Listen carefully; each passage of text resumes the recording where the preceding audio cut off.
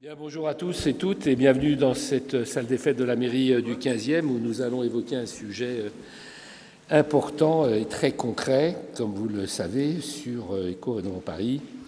Je voudrais remercier l'adjoint au maire de Paris chargé du logement et de la transition écologique, Jacques Baudrier, d'être présent parmi nous. Je voudrais citer aussi les élus qui nous accompagnent du 15e, Daniel-Georges Courtois, conseiller de Paris, Alexia Germont, adjoint au maire, vous avez Bordry, adjoint au maire, Claire de Clermont-Tonnerre, adjoint au maire chargé de l'urbanisme. Je voudrais saluer le chef du bureau de l'habitat durable à la direction du logement et de l'habitat de la ville de Paris, Antoine Guéguin. Les représentants de l'Agence parisienne du climat, dont la directrice que j'ai vue à l'instant. Elle est au fond modeste, l'Agence parisienne du climat, trop modeste. Et de l'association Seuillat, Martin Gentil, Maxence Bailly, Axel Madelena, Constance Bogucki. Le représentant de France Géoénergie, M. Pierre Trémolière et Mme Aude Lévesque. Voilà, je crois avoir cité tous ceux qui sont sur mon papier, en tout cas. Pour les autres, tant pis pour eux. Le changement climatique, c'est une affaire sérieuse, évidemment. Combiné en plus à la crise énergétique, nous rappelle chaque jour l'urgence, l'extrême urgence d'agir et d'adapter nos comportements et de repenser nos modes de vie. Parmi les premiers leviers d'action, bien sûr, les logements. Nous avons déjà consacré, Jacques Baudrier s'en souvient, 2 réunions publiques en 2023 et en 2024, donc on en fait à peu près une chaque année, à la question de la rénovation énergétique des bâtiments. Mais aujourd'hui, nous avons choisi de nous concentrer sur un sujet concret et déterminant, le mode de chauffage des immeubles, comme vous le savez. C'est un sujet au cœur, bien sûr, des préoccupations de tous, car si isoler, rénover, végétaliser sont des étapes évidemment essentielles pour gagner en confort thermique, le choix du système de chauffage détermine évidemment largement l'impact environnemental et, accessoirement, la facture énergétique des copropriétés. Face à la hausse des prix de l'énergie, au durcissement de la réglementation, à l'impératif de décarbonation, les copropriétaires doivent prendre des décisions lourdes, souvent complexes, stratégiques même. Quel système de chauffage choisir ? Faut-il raccorder son immeuble au réseau de chaleur urbain ? Faut-il faire appel à la géothermie ? Est-il pertinent d'envisager une solution collective ou vaut-il mieux miser sur des solutions décentralisées et pilotables à distance ?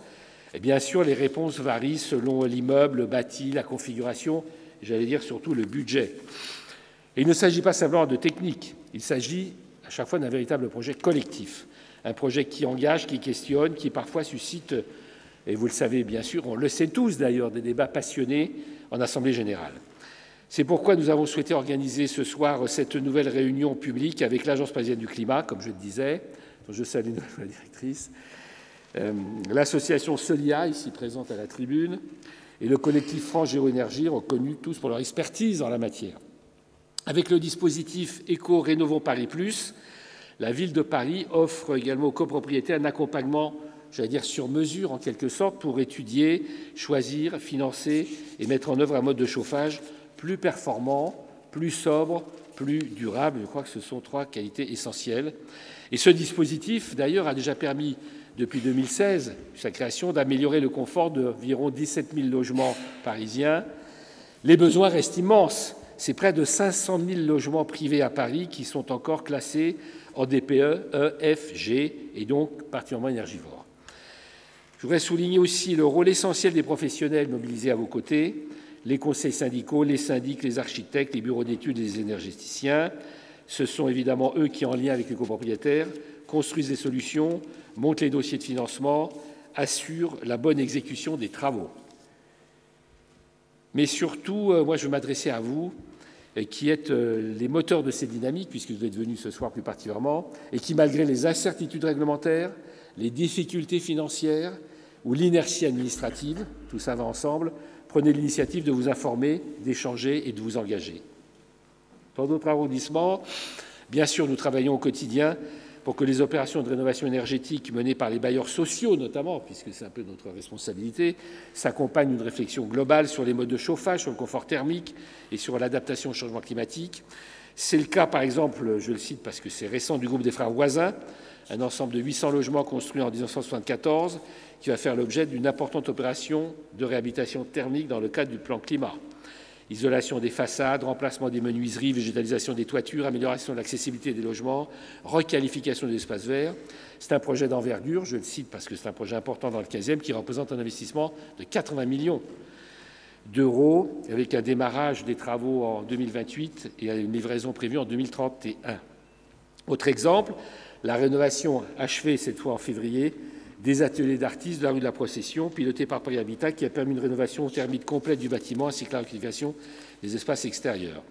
C'est le cas pour l'ensemble immobilier situé aussi avenue de la Porte-Brancion, construit en 1955 pour accueillir les réfugiés d'hier, qui devaient être détruits 20 ans après. Vous voyez comme il est un jour, composé de près de 300 logements, intégré dans le projet d'aménagement que nous avons décidé de mener avec la ville-État de 52 hectares sur le secteur Bartholomé-Brancion, donc 52 hectares de réaménagement urbain, et qui fera l'objet d'une transformation approfondie que je ne vais pas détailler, mais avec une subvention, bien sûr, et qui va jouer à l'horizon 2029. Nous devons aller plus loin, je pense, également dans la géothermie, encore trop peu utilisée malgré son potentiel et la richesse du sous-sol parisien. Cette source d'énergie renouvelable, propre, locale, représente une alternative qu'on peut qualifier de fiable et durable. Il y a 10 ans, le nouveau site du ministère des Armées à Ballard s'était déjà doté d'un système de chaleur par géothermie. Parmi les projets en cours pour la géothermie, la future transformation du secteur Aqua Boulevard, où nous allons ériger, en quelque sorte, faire sortir de terre un nouveau quartier parisien, mené avec le promoteur immobilier WO2, avec l'installation de 2 puits de géothermie à 60 mètres de profondeur. Nous devons aussi étendre les raccordements au réseau de chauffage et de refroidissement urbain de la CPCU, qui traîne les pieds. Moi, j'ai beaucoup à dire sur la CPCU, je le dis au passage. Voilà, c'est fait. Et de Fraîcheur de Paris, alimentée par plus de 50% d'énergie renouvelable et de récupération. Ça s'appelait Clémespace autrefois. Je crois qu'il faut donner également une place accrue aux systèmes innovants comme les pompes à chaleur, le photovoltaïque, la régulation intelligente des consommations grâce aux nouvelles technologies. Je pense notamment, bien sûr, et on pense tous au rôle que l'intelligence artificielle pourrait jouer et va jouer. Adopter un chauffage plus performant, c'est gagner en confort, réduire ses charges, améliorer la valeur de son bien et participer activement à la transition énergétique de notre ville, objectifs qui nous sont communs et chers à tous. Et c'est dans cet esprit donc nous vous invitons ce soir à poser toutes vos questions. On est surtout là pour répondre aux questions. Exposez vos doutes, évidemment. Partagez aussi vos retours d'expérience. Ce n'est pas négligeable pour ce qui nous concerne, car la transition énergétique ne se décrète pas complètement, même pas du tout. Elle se construit ensemble. Donc je vous remercie de votre attention. Et maintenant, je crois que c'est Jacques Baudrier qui va me succéder à la tribune et qui est l'adjoint à la maire de Paris en charge du logement. Merci de votre attention.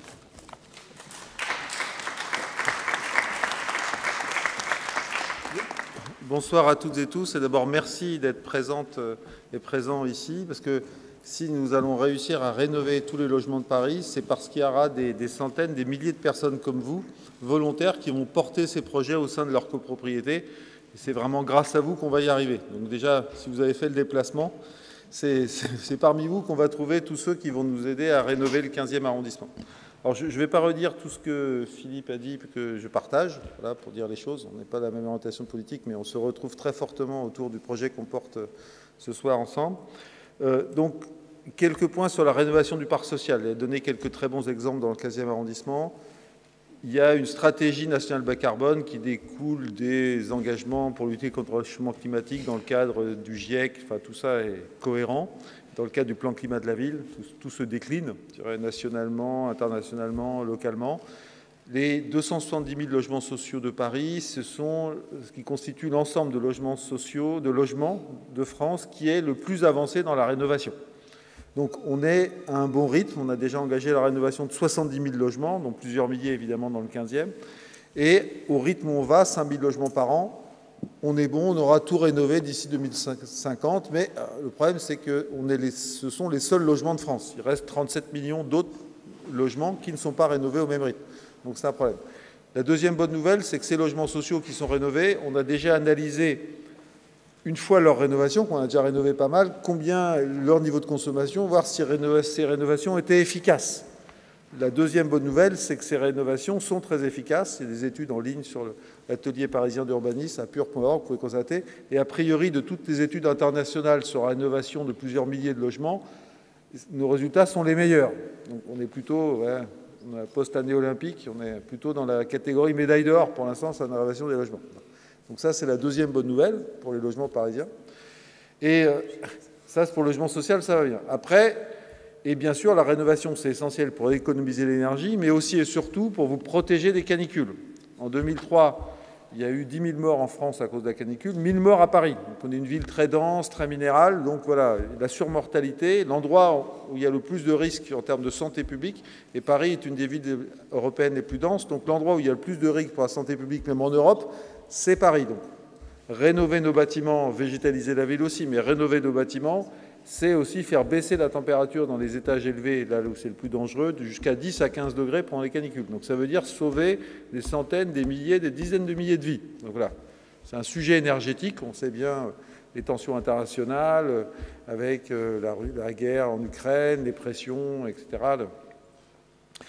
Et les tensions multiples et variées venant un peu de partout, bien malheureusement. Mais en tout cas, c'est se protéger de ces crises énergétiques à venir, et puis c'est aussi sauver des milliers de vies des canicules. Donc c'est à tout point de vue une priorité totale. Donc en tout cas, pour les logements sociaux de Paris, on les rénove à mon rythme et on va poser des volets encore plus vite. D'ailleurs, sur tous les logements, on espère bien que 100% des logements seront protégés des canicules dans moins de 10 ans. Voilà.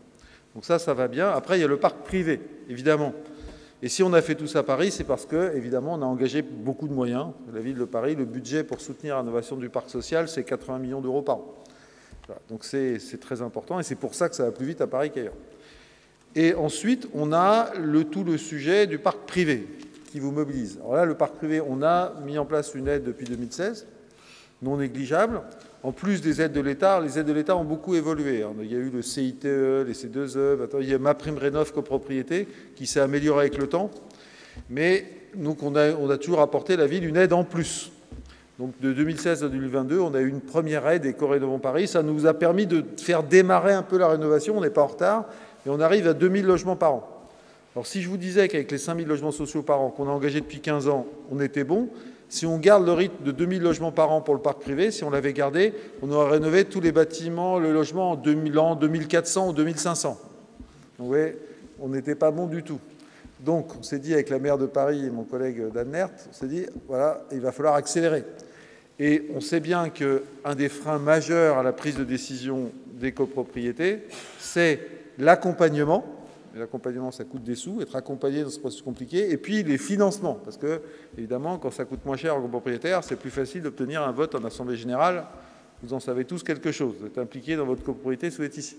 Donc on a adopté une aide beaucoup plus avantageuse encore. Je ne vous cache pas que c'est l'arbitrage financier de loin le plus important de toute la mandature, tout secteur confondu. Donc c'est beaucoup d'argent. Mais on s'est dit, si on ne rénove pas tous les logements, si on n'apporte pas toute cette aide, on ne les rénovera pas et on aura des milliers de morts sur la conscience. Donc c'était un sujet de priorité de santé publique. Donc l'arbitrage qui a été pris, et ça a été voté en septembre 2022 au Conseil de Paris, à l'unanimité, je tiens à le signaler. Voilà, donc c'est donc un engagement que j'espère qui ira au-delà de quels que soient les résultats des prochaines élections municipales. Je suis sûr que vous auriez posé la question autrement. Donc en gros, c'est un engagement, et là, avec des aides beaucoup plus importantes. Et c'est ce qu'on vient vous présenter aujourd'hui. Comme l'a dit Philippe, on a déjà fait des réunions dans toutes les mairies d'arrondissement, c'est la 3e dans cette mairie. Il y avait énormément de monde il y a 2 ans. Il y a beaucoup de copropriétés du 15e qui se sont engagées.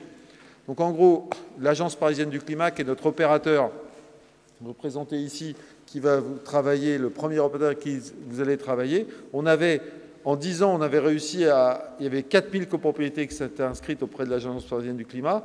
En 10 ans, 4000, c'était 400 par an. Là, on est passé à 15 000 2 ans et demi après.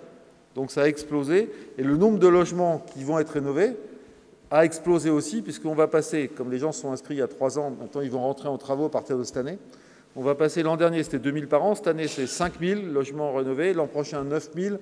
Et dans 2 ans, on sera à 15 000. Donc on est en train de faire exploser la rénovation des copropriétés. Notre objectif, c'est d'arriver à 40 000 par an. En gros, si on arrive à 40 000 par an en 2030, on sera bon, on aura rattrapé le retard. Et en gros, on est déjà en train de passer de 2 000 à 15 000, ce qui fait que, bon. Donc en gros, ça marche. Et on a de plus en plus de vos voisins qui s'engagent dans les copropriétés.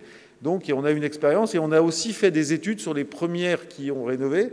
Alors, comme souvent dans les copropriétés, les investissements sont plutôt moins élevés que dans les logements sociaux, les résultats sont un peu moins bons, mais qualitativement, relativement à l'argent engagé, ils sont quand même tout à fait corrects.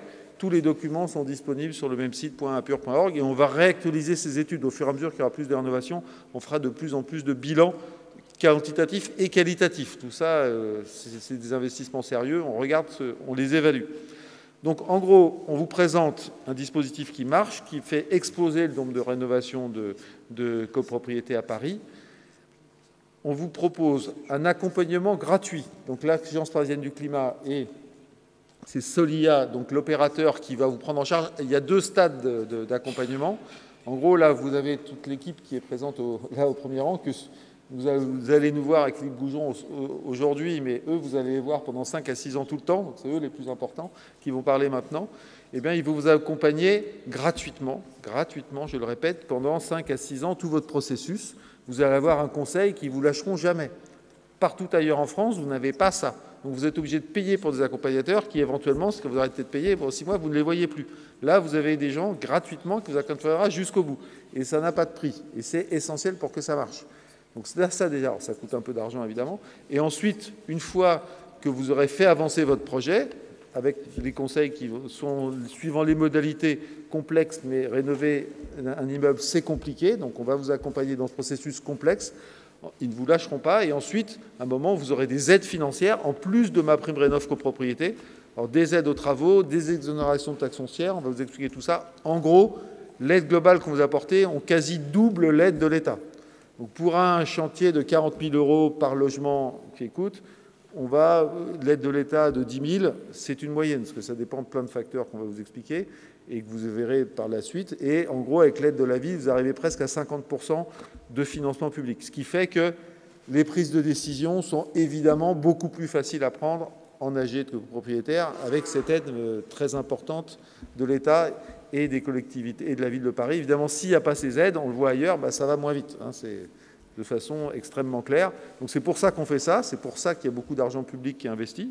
C'est vos impôts, mais c'est une façon de socialiser en gros cette dépense, parce qu'autrement, les décisions, si tous les acteurs privés le faisaient, s'il n'y avait pas ces aides publiques, il n'y aurait pas de rénovation.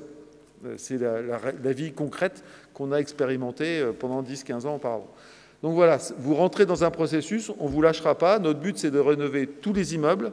Et on arrive, il y a les architectes des bâtiments de France qui posent des questions, c'est compliqué. En gros, on a l'habitude avec les logements sociaux ou les copropriétés, dans 100% des cas, on y arrive. On vous accompagne, on trouve des solutions avec la direction de l'urbanisme. Vous êtes pris en charge, quoi qu'il arrive. C'est long, c'est compliqué, mais on est là.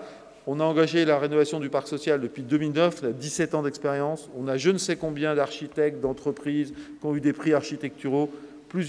Dans les 10 dernières années, il y a plusieurs grands prix de l'écart d'argent du Moniteur. C'est des rénovations d'immeubles à Paris. On a des professionnels qui savent faire, des entreprises. On sait tout faire et on sait gérer aussi avec les architectes des bâtiments de France. Parce que dans tous les projets que vous allez porter dans vos immeubles, il y en aura 1 sur 3 qui sera complexifié par les architectes des bâtiments de France. C'est pas grave, vous accompagnera. À la fin, vous en sortirez et vous aurez un projet quand même. On est là pour vous accompagner pour ça. Tout ça pour vous dire merci beaucoup d'être venus, parce que tout ce qu'on va pouvoir mettre en œuvre, ça sera grâce à vous. Et ensemble, on va faire vraiment une œuvre utile pour le climat, mais aussi pour la santé des centaines de milliers de Parisiennes et de Parisiens. Merci beaucoup.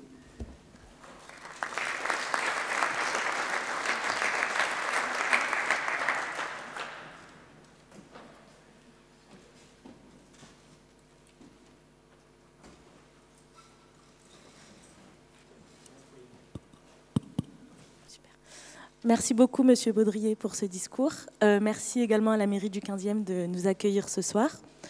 C'est la 3e fois que nous allons présenter ce dispositif et aujourd'hui, nous allons avoir un axe sur la thématique du chauffage. Merci à vous d'être présents ce soir pour cette réunion publique. Donc, je me présente, Soraya Benachir. J'animerai ce soir la réunion. Je tiens juste à préciser, avant de donner la parole à la prochaine intervenante, que le support de présentation vous sera envoyé. Donc, vous n'avez pas à prendre de photos ou à noter quoi que ce soit normalement. Donc, je laisse la parole à Adeline Filleul, qui est chef de projet rénovation environnementale des copropriétés au bureau de l'habitat durable à la ville de Paris et qui va vous présenter le dispositif. Bonsoir à tous. Est-ce que tout le monde m'entend bien ? Parfait. Alors avant de me présenter, si vous voulez bien, je vais vous poser 2-3 petites questions pour aussi vous connaître un petit peu mieux. Alors est-ce que parmi vous, enfin déjà, est-ce que vous êtes tous copropriétaires? Je vous invite à lever la main. Super. Est-ce que vous êtes tous membres du conseil syndical de votre copropriété? Ok. Est-ce que parmi vous, il y en a qui sont présidents du conseil syndical? Un petit peu moins, mais quand même quelques courageux. Est-ce qu'il y aurait par hasard des syndics bénévoles? Félicitations. Des syndics professionnels aussi, peut-être avec nous? Ou d'autres professionnels de la rénovation? Très bien. Et est-ce que parmi vous, certains sont déjà venus aux 2 précédentes réunions publiques? Super. Eh ben, j'espère qu'on va pouvoir vous apporter des informations complémentaires aux premières réunions qu'on avait pu faire. Alors du coup, maintenant, je prends le temps de me présenter et de présenter un peu les grandes lignes du dispositif Éco-Rénovons Paris. Alors le dispositif Éco-Rénovons Paris, alors, oui, pardon, je ne me suis pas présentée, donc je suis Adeline Filleul, je travaille à la direction du logement et de l'habitat de la ville de Paris et je suis plus particulièrement en charge des sujets et du pilotage des dispositifs en lien avec l'éco-rénovation des copropriétés. Le principal dispositif qui existe pour l'éco-rénovation des copropriétés, c'est bien le dispositif Éco-Rénovons Paris Plus. C'est un dispositif qui a été lancé en 2022, donc la version plus de ce dispositif, pour une durée de 4 ans. Ce n'est pas un dispositif qui est complètement neuf et nouveau. Il s'appuie sur déjà différents dispositifs qui ont été lancés initialement en 2014 et 2016. Et suite au retour d'expérience qu'on a pu avoir avec les premiers dispositifs d'accompagnement des copropriétés parisiennes dans la rénovation énergétique, on a pu configurer ce nouveau dispositif qui se veut beaucoup plus performant d'un point de vue de l'accompagnement qui vous est offert et proposé et sur lequel on reviendra, mais aussi par rapport aux aides financières qui sont évidemment le nerf de la guerre lorsqu'on s'engage dans un projet de rénovation énergétique. Ce dispositif, c'est un dispositif qui est partenarial. Alors, Monsieur Baudrier a évoqué tout à l'heure MaPrimeRénov' copropriété. Est-ce que ça vous parle ? Oui. Eh bien, les aides de MaPrimeRénov' copropriété sont distribuées par l'ANA, donc l'Agence nationale de l'amélioration de l'habitat, qui est donc un des partenaires du dispositif Éco-Rénovons Paris. On a également comme partenaire l'Agence parisienne du climat, donc avec Martin qui est à ma gauche, qui va vous présenter ses missions. Et pour vous accompagner également, la ville de Paris a missionné des opérateurs via un marché public et qui est représenté aujourd'hui par Solia, donc notamment avec Constance, toujours à ma gauche.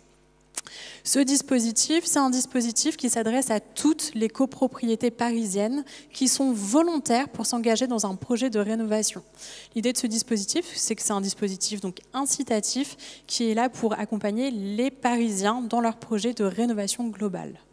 Sur la slide suivante, ce qu'on voulait vous présenter, c'est que vraiment, c'est un dispositif qui s'adresse à toutes les copropriétés, qu'elles soient petites, qu'elles soient grandes, qu'elles soient anciennes, qu'elles soient nouvelles, enfin nouvelles plutôt récentes, notamment des années 70-80, qui est le plus gros des copropriétés qu'on a déjà rénovées, mais toutes les copropriétés qui ont envie de s'engager dans une démarche de rénovation énergétique sont les bienvenues dans ce dispositif. L'idée de ce dispositif, c'est vraiment d'accompagner les copropriétés à s'engager dans un projet de rénovation globale. Donc, c'est un projet qui englobe plusieurs postes de travaux avec une réflexion qu'on va vous présenter juste après, où on embarque un maximum de travaux, notamment pour une cohérence et une bonne durée de vie des travaux et surtout de votre immeuble. L'idée de s'engager dans un projet de rénovation énergétique également, c'est d'améliorer le confort de son logement. On a maintenant 2 notions qui sont prédominantes quand on parle de confort dans son logement. C'est le confort en hiver qui était vraiment la première porte d'entrée des projets de rénovation et maintenant de plus en plus de projets relevant de la rénovation pour le confort d'été. Sur la slide suivante, est-ce que vous avez tous pris à l'entrée les petits flyers qui vous étaient distribués ? Sur ce petit flyer, vous avez ce super schéma qui est très intéressant pour vous présenter un peu ce que c'est que la rénovation en copropriété. Souvent, quand on pense à rénovation en copropriété, la première chose à laquelle le premier poste que ça peut évoquer, le plus souvent, c'est les ravalements avec isolation des façades. Et oui, en effet, souvent, le fait de traiter et d'améliorer l'enveloppe de son bâtiment, que ce soit par les façades, par les baies vitrées, donc les fenêtres, par les toitures, mais aussi les planchers des caves, c'est souvent les plus gros postes de rénovation énergétique qu'on constate en copropriété. Et l'idée, c'est de se dire que si on améliore l'enveloppe de son bâtiment, c'est pour réduire les consommations énergétiques du bâtiment. Et donc, si on améliore le bâtiment, l'enveloppe du bâtiment, et qu'on réduit les consommations énergétiques, eh bien, il faut régler et adapter les équipements de chauffage et d'eau chaude sanitaire. Donc, le chauffage, on y reviendra largement durant la soirée. Je ne vais pas rentrer trop dans les détails. Et donc, quand on améliore ces équipements de chauffage notamment, et qu'on améliore l'enveloppe de son bâtiment, eh bien, il faut également penser à faire respirer son bâtiment pour éviter des désordres et des problèmes d'humidité en intervenant notamment sur la ventilation. Et donc, le fait de penser à tous les schémas, enfin, à une espèce de boucle, quand on améliore l'enveloppe, on améliore forcément la ventilation et on calibre mieux ces équipements, eh bien, c'est ce qu'on appelle une rénovation globale. C'est vraiment le fait de penser à tous les impacts des postes de travaux les uns avec les autres. Voilà pour vous présenter globalement ce que c'est qu'une rénovation globale, ce qu'on constate le plus souvent sur Paris. Et donc, le nerf de la guerre pour mener à bien... Non, tu peux retourner sur la slide précédente, pardon. Le nerf de la guerre pour mener à bien une rénovation énergétique, et comme ce qui a été largement rappelé en introduction par monsieur le maire Philippe Goujon et monsieur Baudrier, c'est que, eh bien, il faut être bien accompagné. Et donc, le dispositif Éco-Rénovons Paris, ça vous met à disposition un conseiller, un éco-conseiller qui vous est dédié et qui est là vraiment pour vous accompagner dans toutes les étapes de votre projet de rénovation. Donc, de l'idée jusqu'à la fin des travaux, la réalisation des travaux et le suivi des consommations post-travaux. L'idée, c'est vraiment de vous mettre à disposition des professionnels, des experts de la rénovation de la copropriété pour vous aider au quotidien, vous aider vous, copropriétaires, conseillers syndicaux, porteurs de projets, assister également le syndic dans ses missions et faire le lien également avec tous les professionnels qui seraient amenés à intervenir sur la rénovation énergétique de la copropriété. Et enfin, quand on parle travaux, on pense forcément également à l'aspect financier.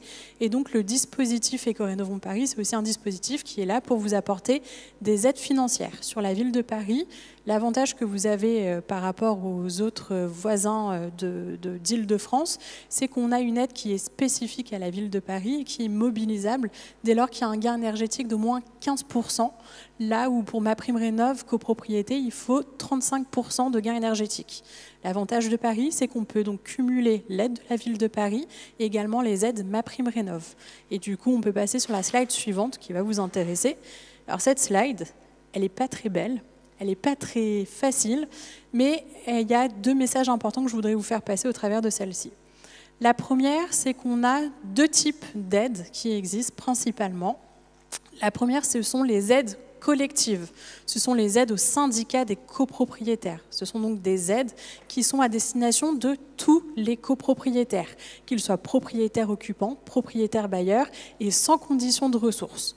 L'idée, c'est vraiment de contribuer au financement, à l'effort qui est fait par la copropriété pour s'engager dans un projet de rénovation énergétique qui soit ambitieux. Donc ça, c'est la première case des aides collectives. Et donc, il y a deux principales aides collectives. Les aides de la ville de Paris avec l'aide performantielle, donc l'aide qui est accessible dès qu'il y a un gain énergétique de 15%. Et plus le projet de la copropriété est ambitieux, donc plus il y a un gain énergétique qui est important, qui est ambitieux, plus il y aura d'aide de la ville de Paris. Et donc, si le projet permet une économie d'au moins 35% de gain énergétique, eh bien là, on peut mobiliser MaPrimeRénov' copropriété. Donc ça, ce sont les aides collectives. Et en plus des aides collectives, cette fois-ci sous condition de ressources, il y a également les aides individuelles qui viennent compléter les aides collectives et qui sont là notamment pour soutenir les propriétaires occupants avec les plus faibles ressources. Sur Paris, il y a beaucoup vraiment d'aides qui existent, et notamment des aides individuelles, ce qui permet de financer entre 80 à 100% quasiment des quotes-parts pour les revenus les plus faibles des copropriétés. Et donc, pour revenir encore sur la slide précédente, toutes ces aides, il y en a vraiment beaucoup. Et l'idée du dispositif, c'est de vous mettre à disposition un interlocuteur unique qui est en mesure de mobiliser toutes ces aides pour la copropriété, donc de faire toutes les démarches administratives pour mobiliser ces subventions, et également pour les aides individuelles. Donc vous avez un interlocuteur unique, c'est Solia, qui est là vraiment pour accompagner sur toute cette phase d'identification des aides et mobilisation des subventions. Voilà pour l'approche sur les aides. Et enfin, il y a déjà quelques éléments de bilan qui vous ont été présentés, mais je vous en donne des assez récents, donc à la fin du premier trimestre 2025. Alors sur l'échelle du territoire parisien, là c'est fin 2024, excusez-moi.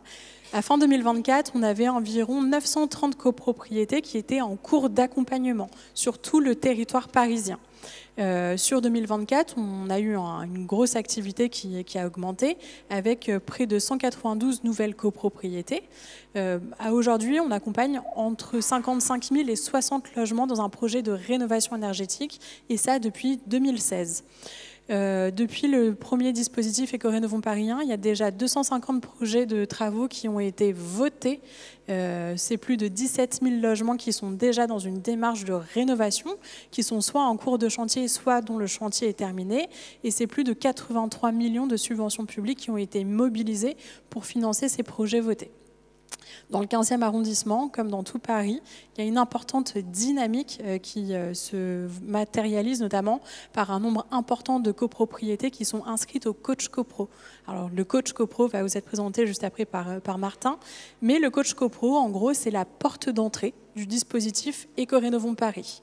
Une fois que la copropriété elle est inscrite dans le coach copro, en fonction des besoins, il peut y avoir un audit qui est également financé par la ville de Paris. Et sur le 15e arrondissement, c'est déjà près de 300 demandes de chèque audit qui ont été formulées pour les copropriétés. Donc 300 copropriétés qui ont demandé le bénéfice du chèque audit. Et enfin, sur le 15e arrondissement, on a environ 80 copros. Et je pense que demain, on sera plutôt, vraiment demain, le jour de demain, on sera plutôt aux alentours de 100 copropriétés qui auront intégré le dispositif Éco-Rénovons Paris juste dans le 15e arrondissement. Et c'est déjà 23 projets qui ont été votés ou des projets de travaux qui ont été terminés. Voilà pour moi. Merci beaucoup Adeline. Nous allons maintenant écouter Martin Gentil. Donc, vous êtes chargé de mission à l'Agence parisienne du climat et vous allez nous expliquer le rôle de l'agence dans le dispositif. Merci. Merci beaucoup, bonjour à toutes et à tous. Donc c'est ça, Martin Gentil, je me présente rapidement. Moi je suis donc chargé de mission accompagnement des copropriétés sur la moitié nord du 15e arrondissement de Paris, sur les quartiers donc Necker et Grenelle. Et je partage donc le 15e arrondissement avec Maxence Bailly qui est également là ce soir, qui a en charge donc les quartiers Javel et Saint-Lambert sur le 15e. Moi, ce que je vais vous présenter, c'est finalement le démarrage de l'accompagnement, le démarrage de votre projet de rénovation énergétique. Dans quelle mesure est-ce que l'Agence parisienne du climat peut vous accompagner pour définir votre projet? Donc, si vous êtes intéressé par un projet de rénovation, je vais vous présenter ici finalement les 3 étapes principales pour démarrer ce projet.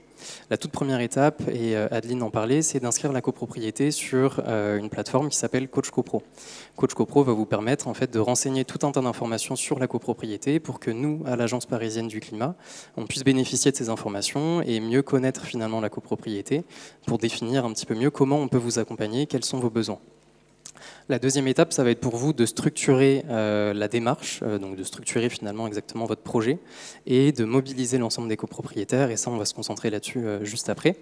Et enfin, de présenter le projet de votre copropriété en commission Éco-Rénovons Paris+.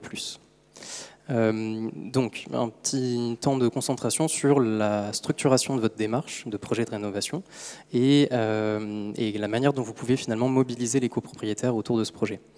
La toute première étape, qui est peut-être la plus importante, c'est d'abord de constituer ce qu'on appelle un groupe projet autour du projet, donc c'est-à-dire une équipe finalement motrice qui peut être composée du conseil syndical, mais aussi d'autres copropriétaires qui ont une appétence pour le sujet, une connaissance, qui ont peut-être déjà suivi des projets de rénovation énergétique.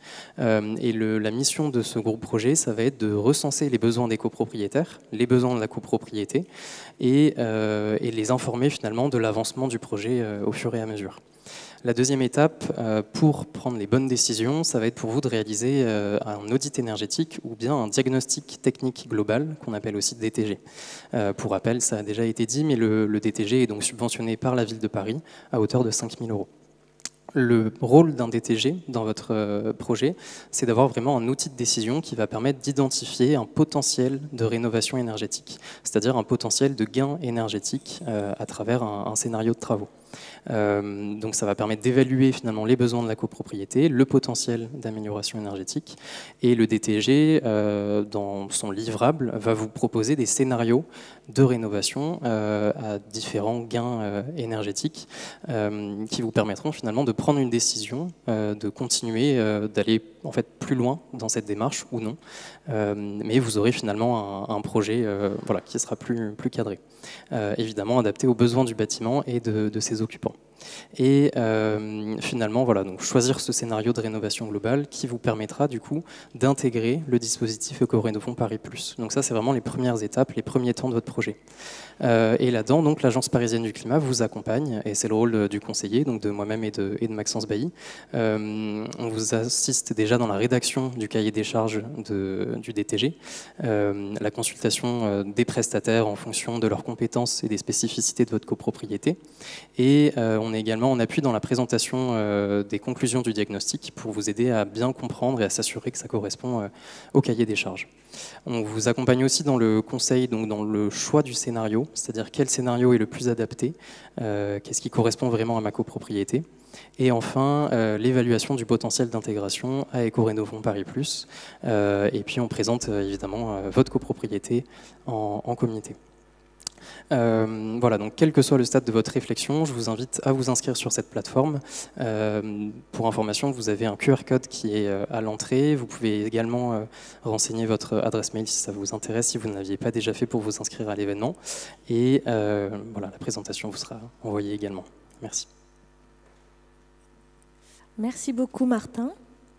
Maintenant, nous allons écouter Madame Boguki, donc, qui est chef de projet Eco-Rénovons Paris au sein de Solia, et qui va nous expliquer l'accompagnement spécifique d'Eco-Rénovons Paris, et voilà, et sur la thématique du chauffage également. Bonsoir, donc Constance Boguki, moi je suis architecte de formation et donc chef de projet sur un lot du dispositif Eco-Rénovons Paris. Donc un de mes rôles, ça va être de faciliter la compréhension de sujets qui peuvent être un peu compliqués ou complexes à aborder pour des copropriétaires. Et donc voilà, l'idée c'est de rendre un peu moins lourd les sujets de la rénovation énergétique. Et donc aujourd'hui, on va s'attaquer à la question du chauffage, qui est un sujet très important dans votre projet parce qu'il représente le poste de dépense le plus important dans la copro. Donc on va poser on va axer la réflexion aujourd'hui en 3 parties. D'abord, on va voir pourquoi et comment changer son système de chauffage. Puis après, on va se focaliser un peu sur les différents systèmes de production de chaleur. Et après, on a commencé un peu à décortiquer les bonnes questions à se poser quand on s'attaque à la question du chauffage. Juste, je rappelle que nous, on ne va pas se substituer, enfin ce soir, la présentation, elle ne se substitue pas à une prestation d'un expert, d'un bureau d'études ou d'une maîtrise d'œuvre.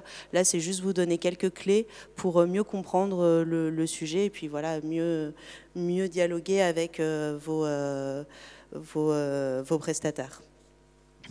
Donc d'abord, pourquoi et comment améliorer le système de chauffage dans sa copro. On l'a déjà évoqué, donc je reviens un peu rapidement dessus, mais quand on parle d'une rénovation énergétique globale, on s'attaque à trois gros piliers de la rénovation, qui sont donc le chauffage, l'isolation et la ventilation. Donc pourquoi ces grands piliers-là, en fait, ils sont un peu interdépendants dans le sens où quand je vais réfléchir à changer mon système de production de chaleur, l'idée c'est quand même qu'il ne soit pas en surpuissance ou en sous-puissance afin de ne pas avoir des dépenses économiques trop importantes. Et donc, il faut que je le mette en place dans un bâtiment dont l'enveloppe est bien isolée afin de ne pas chauffer l'extérieur via des déperditions thermiques. Donc là déjà on voit la relation entre le chauffage et l'isolation. Et après la question qui vient, ça va être la question de la ventilation. Quand je vais chauffer mon air dans une enveloppe qui est un peu, je dirais, étanche, mon air vicié, il va falloir l'évacuer, déjà pour la santé des habitants, mais aussi pour assurer une bonne pérennité de la structure du bâtiment, évacuer voilà, les polluants et l'humidité, par exemple. Donc, l'idée, c'est de réfléchir donc, globalement à votre rénovation énergétique. En plus de ça, c'est aussi une condition pour bénéficier de certaines aides financières, c'est d'avoir, de penser les 3 piliers ensemble. Et donc voilà, maintenant qu'on a vu comment on améliore un système de chauffage dans une rénovation énergétique globale, comment on s'y prend, quelle est la méthode. Pareil, elle a été un peu abordée par Martin tout à l'heure. C'est d'abord, donc c'est une méthode qui est en 3 grandes étapes, et il me semble qu'il y a un guide des 3 étapes qui est derrière. C'est donc 3 grandes étapes de la rénovation énergétique. C'est un livrable que vous pouvez aussi retrouver sur le site de la ville de Paris, qui va décrire de manière très exhaustive toutes les étapes.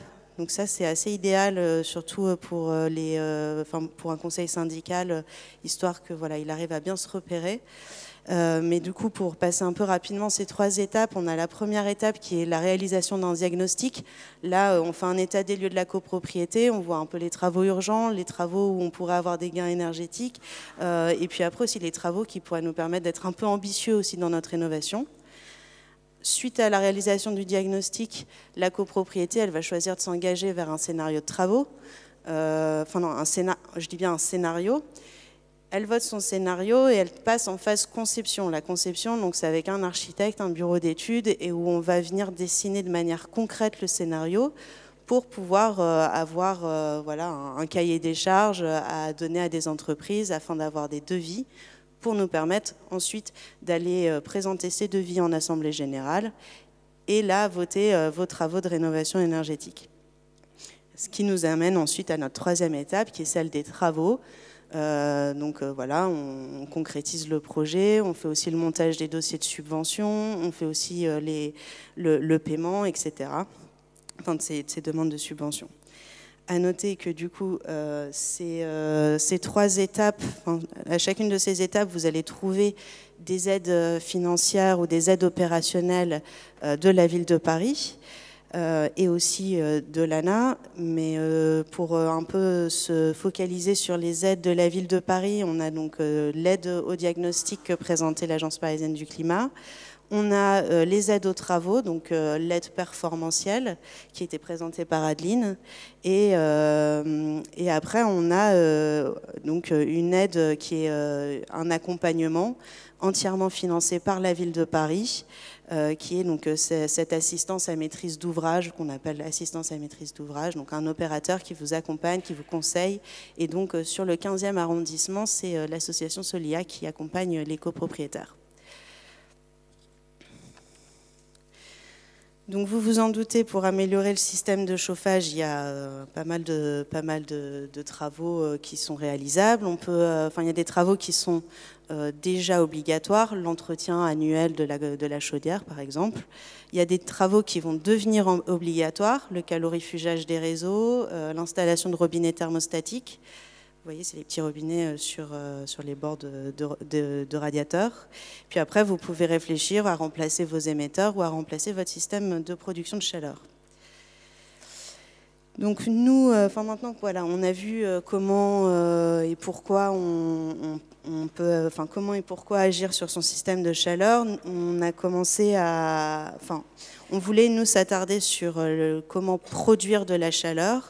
C'est une question qui en embarque beaucoup d'autres. Ça veut dire se questionner sur quelle énergie on a envie d'employer dans notre copropriété, quel est son coût, quel est le coût de l'installation d'un nouveau système, quelles sont les contraintes techniques, administratives, etc. Et donc on a essayé de décortiquer et de rendre un peu appropriables ces sujets-là. Du coup, premier système de production de chaleur que vous connaissez à peu près tous, la chaudière à condensation. Elle elle, on la connaît parce qu'elle est assez robuste, elle est assez fiable. Et la chaudière à condensation, ce qui est intéressant, c'est qu'elle va venir récupérer les vapeurs émises par la boucle d'or pour la réinjecter dans son système et du coup faire 15 à 20% d'économie sur le rendement initial d'énergie utilisée. Les chaudières à condensation, donc on en trouve avec des énergies fossiles, fuel gaz, mais surtout on en trouve avec, qui peuvent être fournies, qui peuvent fonctionner via des énergies renouvelables comme la biomasse. Et on peut aussi les coupler avec des systèmes qui utilisent des énergies renouvelables comme les pompes à chaleur, ce qu'on va appeler des systèmes hybrides. Donc voilà pour les chaudières à condensation. Ici, on vous a donné quelques exemples de copropriétés qu'on accompagne, notamment là sur l'image en haut à gauche, c'est un couplage chaufferie, biomasse et raccordement au réseau de chaleur urbain. C'est une grosse copropriété dans le 16e arrondissement. Et à côté, une chaudière à condensation, une installation que vous devez à peu près tous connaître. Ensuite, deuxième système, c'est le raccordement au réseau de chaleur urbain.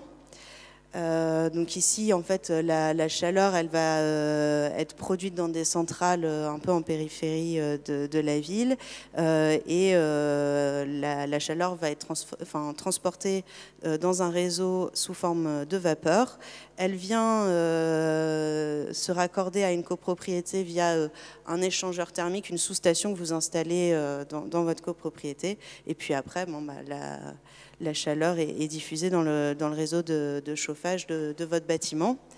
Pour rappel, le raccordement sur le territoire parisien au réseau de chaleur urbain, il est obligatoire si vous vous situez à moins de 60 mètres du réseau. Ça, vous pouvez aller regarder sur la carte du réseau de chaleur de la ville de Paris. Vous verrez assez rapidement si vous êtes dans l'obligation ou non. C'est sur le site de la ville.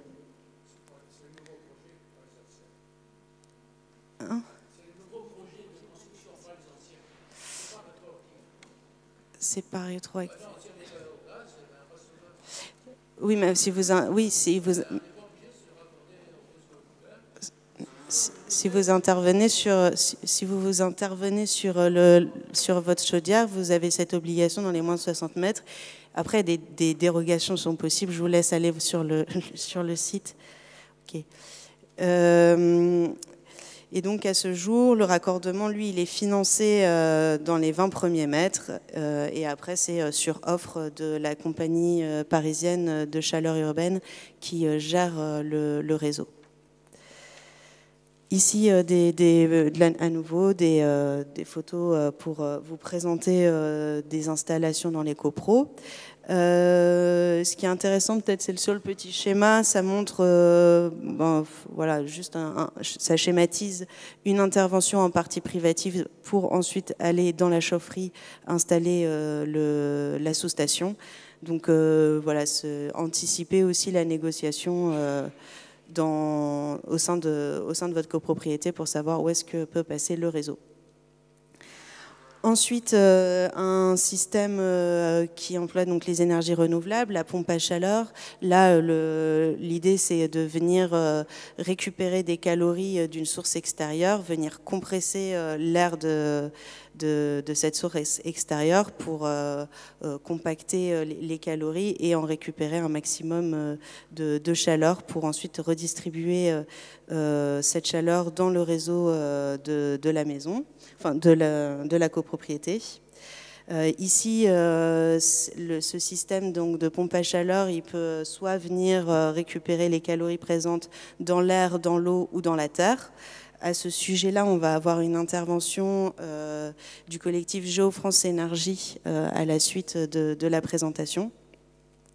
Donc, je leur laisserai présenter plus amplement la pompe à chaleur. Tac, tac. À noter, donc voilà, les pompes à chaleur, on peut souvent les coupler avec d'autres sources d'énergie et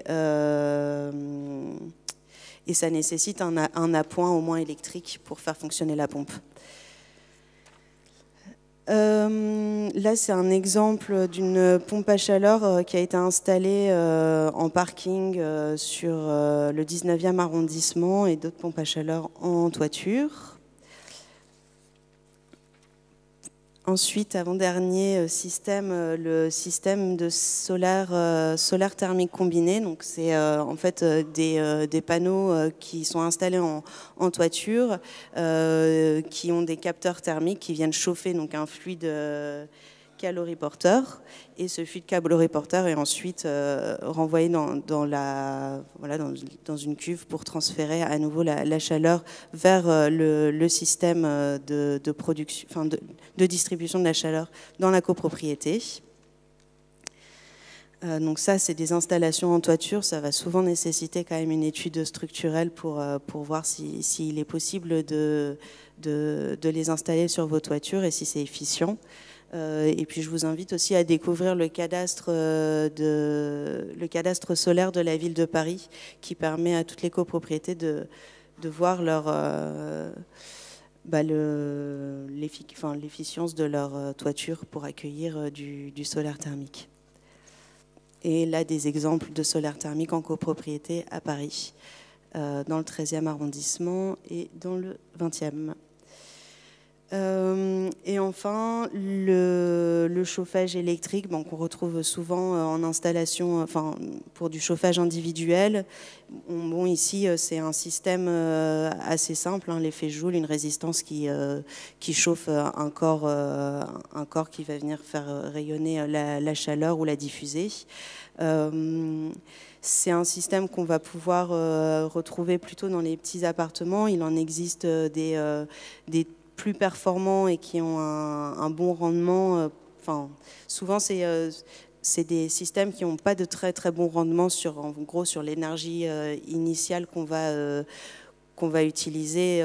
Ça ne va pas être très intéressant, mais il en existe de plus en plus performants. Voilà pour la présentation donc, des différents systèmes de production de chaleur.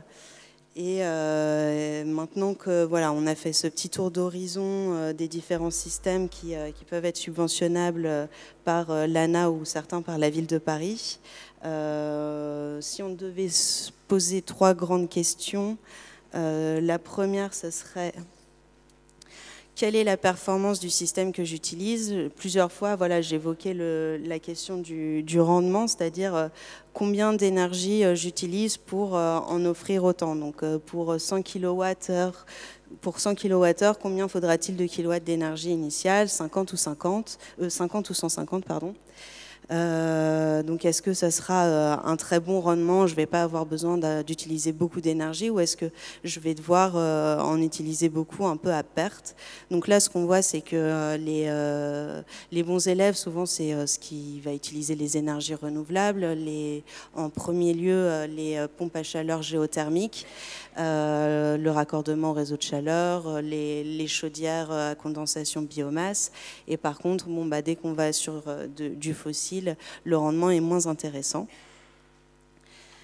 Ensuite, la question du coût d'énergie. Ici, on a fait un petit classement du prix de l'énergie. Évidemment, le prix de l'énergie fluctue, mais le classement il présente quand même une certaine stabilité. À nouveau, les énergies renouvelables sont plus intéressantes que des énergies issues du fuel, issues du fossile, pardon. Et enfin, quel est l'impact carbone des différentes énergies que je vais pouvoir utiliser dans ma copropriété? Ici, les énergies moins émettrices, à nouveau, énergie renouvelable et de récupération. Donc voilà à peu près les grandes questions à se poser. Et donc je rappelle que là, ce support il va être diffusé à l'ensemble des personnes qui auront laissé leur adresse mail, et vous pourrez trouver un ensemble de presse, d'annexes pour aller un peu plus loin sur ces questions-là. Les questions, ça sera pour la fin. Ouais. Merci beaucoup, Madame Bogucki, pour votre intervention. Je vais demander à Monsieur Absolu de venir pour témoigner. Donc, Monsieur Absolu, vous êtes président du conseil syndical de la copropriété située au 44 boulevard Pasteur, dans le 15e arrondissement.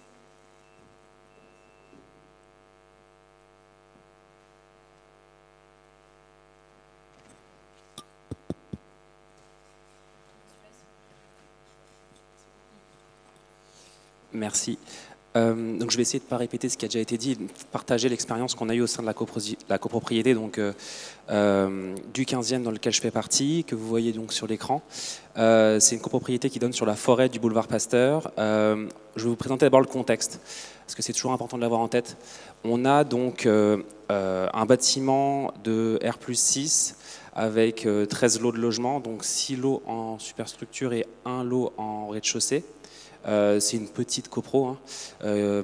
On a 3 commerces en rez-de-chaussée avec une typologie de type post-haussmannien, donc structure bâtiment pierre, toiture en zinc, pas d'isolation, absolument zéro. Les seules isolations qu'on a faites au fil de l'eau, c'est les fenêtres, les menuiseries extérieures, double vitrage. Et donc le sujet de la rénovation a toujours fait partie de discussions en toile de fond dans les échanges avec les copropriétaires. J'ai entendu parler de telle technologie pour isoler, ça a l'air super. J'ai entendu parler de telle subvention, ça a l'air super. En fait, tout ça, ça a l'air super, mais on ne sait pas du tout comment s'y prendre de A à Z. Donc en fait, moi, j'ai pris le sujet à bras-le-corps en tant que président de conseil syndical et j'ai invité les copropriétaires, donc c'était il y a 2 ans pile, le projet a commencé il y a 2 ans, pour faire une réunion sur le sujet rénovation globale en fait, parce qu'on n'allait pas le faire point par point, parce que c'est très peu efficace d'un point de vue technique déjà, énergétique, mais aussi d'un point de vue financier. Donc je leur ai présenté une vue holistique d'un projet de rénovation globale avec les éléments les plus importants, c'est-à-dire le phasage, les parties prenantes concernées. C'est complexe et long tout ça, donc il faut vraiment que ce soit très clair pour tout le monde. Les types de travaux possibles et les modes de financement. Donc la nature de la réunion était très informative. Donc mon premier conseil, je vous en donnais 3 ce soir, mais premier conseil, c'est pédagogie. Ça nécessite beaucoup de pédagogie. Donc j'ai fait cette réunion en amont de tout vote, en AG, parce que en fait, c'est des choses assez longues, ça a duré 2 heures avec les questions, etc. Donc il faut s'approprier le sujet au sein du conseil syndical et se plonger dedans en fait. Et pour ça, vous êtes accompagné par la mairie. Donc j'ai présenté dans cet échange 3 choses, le pourquoi, le quoi et le comment. Le pourquoi d'abord, pourquoi est-ce qu'on l'a fait? En fait, j'ai raisonné par l'absurde. C'est si on ne fait rien, qu'est-ce qui se passe? Il y a 2 choses en fait. Déjà, perte de confort, tout le monde a très froid l'hiver, et aussi perte financière liée à l'impact de la réglementation qui touche le secteur du bâtiment en France. Je vais citer la loi DPE, que vous connaissez certainement, mais aussi il y a une loi sur les DTG à obligatoirement mener avec des plans d'action associés. Donc tout ça fait que ça a un impact très direct sur chaque copropriétaire. Et j'ai invité d'ailleurs toute la copropriété à cette réunion, et pas seulement le conseil syndical, parce qu'en fait tout le monde va être concerné et tout le monde aura son mot à dire là-dedans. Et la conclusion que je leur ai dit sur le pourquoi, en fait, c'est que l'immeuble, c'est une passoire thermique. Est-ce qu'on peut juste revenir à la slide précédente? La conclusion, c'est que vous voyez le DPE à droite, c'est une passoire thermique. Donc en fait, ça va devenir une passoire financière bientôt sur notre patrimoine et donc sur votre portefeuille. Et là, ça fait tout de suite tilter les gens. Et là, il y a un passage beaucoup plus clair sur « Ok, il faut qu'on fasse quelque chose » de façon coordonnée et intelligente. Sur le comment, donc c'était le passage à l'acte. Donc j'ai redétaillé donc les éléments clés, phase faisabilité, la phase DTG, APS, APD, etc. Tout ça, ce sont des éléments très techniques, mais qui sont très clairs quand vous parlez avec Coach Copro et Solia. J'ai détaillé les types de travaux envisagés sur ce type d'immeuble, qui sont principalement en fait mettre un manteau à l'immeuble. On va l'habiller pour l'hiver, mais aussi pour l'été. Donc on va aussi faire attention à l'inertie thermique pour ne pas avoir trop chaud. Et sur les modes de financement. Donc là, aidé évidemment par Solia. Et donc sur mon deuxième conseil, c'est suivez scrupuleusement les conseils de Coach Copro. Quand ils vous disent faites ci, faites-le. Parce qu'en fait, si vous n'êtes pas dans les clous, après, ça met un hors-champ qui est difficilement rattrapable. Et donc, par exemple, Coach Copro, dès le départ, en fait, si vous êtes au point 0, utilisez-les pour choisir votre auditeur DTG. Nous, on a choisi une société qui s'appelle SECC, qui était dans l'annuaire, en fait, donc sur le site de Coach CoPro. Et écoutez, tout s'est très bien passé. Donc on a suivi ce biais-là. Et donc on a fait cet audit-là. On a voté le budget de l'audit. On a eu des subventions, on a fait l'audit qui a été un échange entre l'auditeur et nous. Il y en a eu 3 versions de l'audit au final, qui nous a fait choisir un scénario de travaux. C'est un bouquet de travaux, donc je vous ai dit qu'on met un manteau sur l'immeuble. Après, on le fait respirer quand même, parce que sinon il y a des problèmes d'humidité, donc on met de la ventilation. Et avec ça, on a moins 38% d'économie d'énergie. C'est la slide du coup suivante. Donc on a validé ce scénario et on l'a voté en AG l'année dernière. Et maintenant, on en est à la phase de... on s'est inscrit sur le dispositif ERP+, donc on est passé de Coach CoPro à ERP+, entre le DTG et maintenant, qui est le choix de la maîtrise d'œuvre. Donc là, on va passer en mode conception, étude et avant la réalisation des travaux. Donc là, on est accompagné par Solia, que je salue d'ailleurs, tous les parties prenantes que je cite, que ce soit l'auditeur, que ce soit Coach CoPro, que ce soit Solia, je les salue parce qu'effectivement, ils sont très aidants dans ces sujets complexes. Parce que ça change beaucoup aussi. Et donc, mon troisième conseil, si je devais vous dire par rapport à la bouquet de travaux, sans rentrer dans les chiffres, parce que vous les voyez là, c'est prenez les éléments les plus efficaces d'un point de vue technique et économique. Et nous, ce qui a été le cas, c'était l'isolation par l'extérieur, évidemment sur la partie cour et pas sur la partie rue à cause des protections ou grâce aux protections de bâtiments de France. J'ai pas eu de sujet de changement de chauffage parce que notre immeuble est un immeuble à chauffage individuel de type gaz ou électricité. Donc en fait, le mettre en collectif, ça coûtait beaucoup trop cher alors qu'on a CPCU en bas, mais on ne pouvait pas. Donc là, on en est à la choix de la MOE et donc on travaille ça avec Solia et on devrait le voter à l'AG de septembre. Voilà où on en est. On passe de G à E. On sort de la passoire.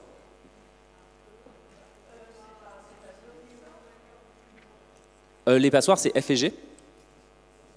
Pour l'instant, tout à fait. Et en fait, oui, on y a pensé.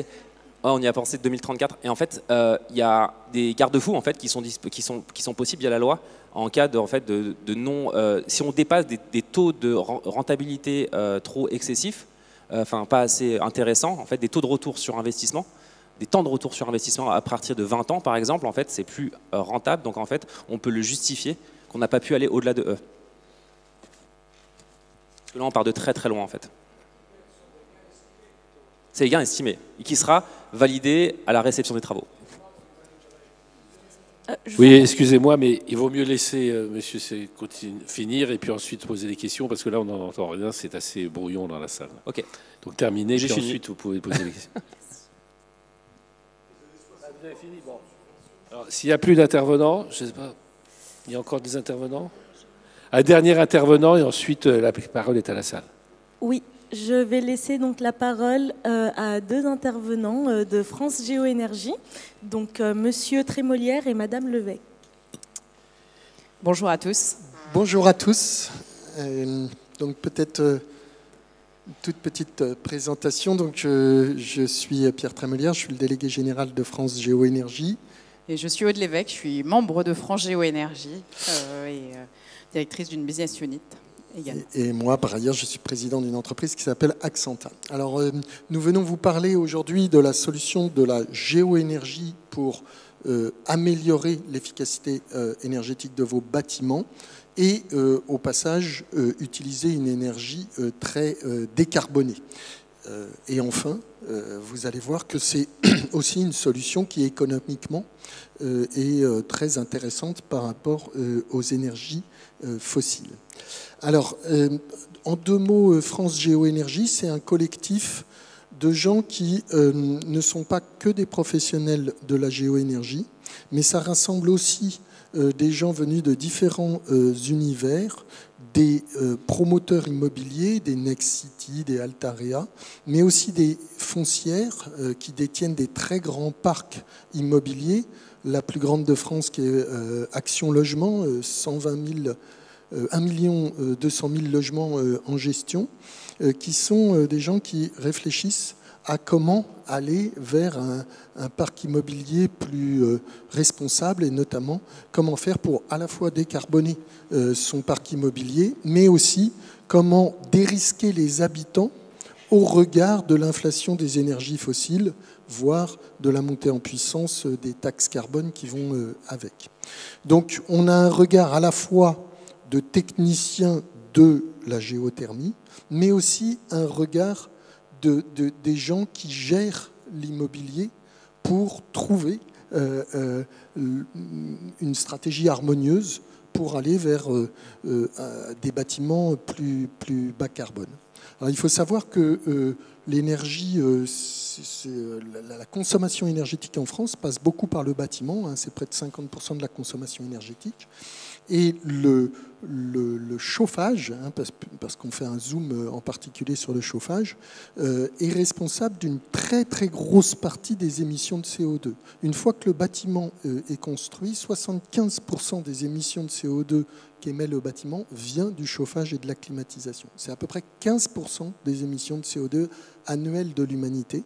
Et donc dans la problématique dans laquelle on est, de réchauffement climatique, je n'ai pas besoin de détailler ça. Évidemment que les pouvoirs publics essayent de faire basculer la consommation d'énergie pour le chauffage et pour la climatisation d'ailleurs vers des solutions bas carbone que sont les énergies renouvelables.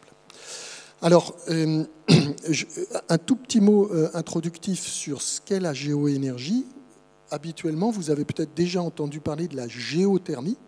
La géothermie, c'est vraiment le terme générique pour parler au fond des calories qu'on va extraire du sol pour chauffer, voire pour climatiser. Et il y a deux types de géothermie. Une géothermie profonde, qui sont souvent source d'énergie pour les réseaux de chaleur. Et il y a une géothermie plus basse température, beaucoup plus facile à déployer, que nous avons appelée la géoénergie, qui va simplement s'appuyer sur la chaleur naturelle du sol sous nos pieds quand on est au cœur de l'hiver et qu'il fait moins 5, moins 7, moins 20. Eh bien, sachez que dès qu'on descend un petit peu en dessous de 5 mètres sous nos pieds, sous le sol, eh bien, il y a une température à peu près constante on va dire 14 degrés. Eh bien, la géoénergie, c'est d'aller sur les 200 premiers mètres en dessous de nos pieds pour aller chercher cette chaleur naturelle et de la rehausser avec l'utilisation de pompes à chaleur pour chauffer et pour climatiser les bâtiments. Dans la géoénergie, il y a deux types de géoénergie. Il y a des géoénergies sur sonde, et donc là, on va aller chercher la chaleur naturelle qui est dans la roche autour ou sous le bâtiment. Et il y a les géothermies sur aquifères, c'est au fond les petits ruisseaux qu'il y a sous terre, où on va aller chercher l'eau de ces ruisseaux et on va en extraire les calories pour chauffer le bâtiment et on va rejeter un peu plus loin cette même eau dans le sous-sol. C'est une énergie absolument formidable car elle est abondante, elle est renouvelable, elle est pérenne et elle est produite localement. Donc, on pourrait presque s'interroger pourquoi on n'a pas fait ça plus tôt. Sachez qu'il y a des pays, notamment les pays nordiques, qui couvrent 90% de leurs besoins avec la géoénergie. Et c'est très compatible, la géoénergie, avec la stratégie qui est déployée par la France d'une montée en puissance de l'électrification du pays, puisque, et c'est une deuxième chose extrêmement intéressante avec la géoénergie, c'est que c'est extrêmement performant. Le plus performant des systèmes de production, de chauffage et de climatisation. Ça veut dire quoi? Ça veut dire que quand on dépense avec une chaudière gaz, je m'excuse de rentrer dans un peu de technique, mais ça permet de bien comprendre d'où vient la performance. Quand on chauffe avec une chaudière gaz, on va consommer 1 de gaz et on va délivrer 0,8, 0,9 de chaleur. Eh bien, quand on s'appuie sur cette chaleur naturelle qui est sous nos pieds, on va dépenser 1 d'électricité et on va délivrer au bâtiment 4 de chaleur. Donc vous voyez que c'est extrêmement performant et donc ça compense une petite faiblesse à la base de l'électricité qui est que l'électricité est plus cher que le gaz. L'électricité, je le fais à la hache, c'est 2 fois, voire même un peu plus, le prix du gaz. Et donc, par bonheur, avec la géoénergie, on compense largement le surcoût de l'électricité par une performance bien supérieure à la chaudière gaz.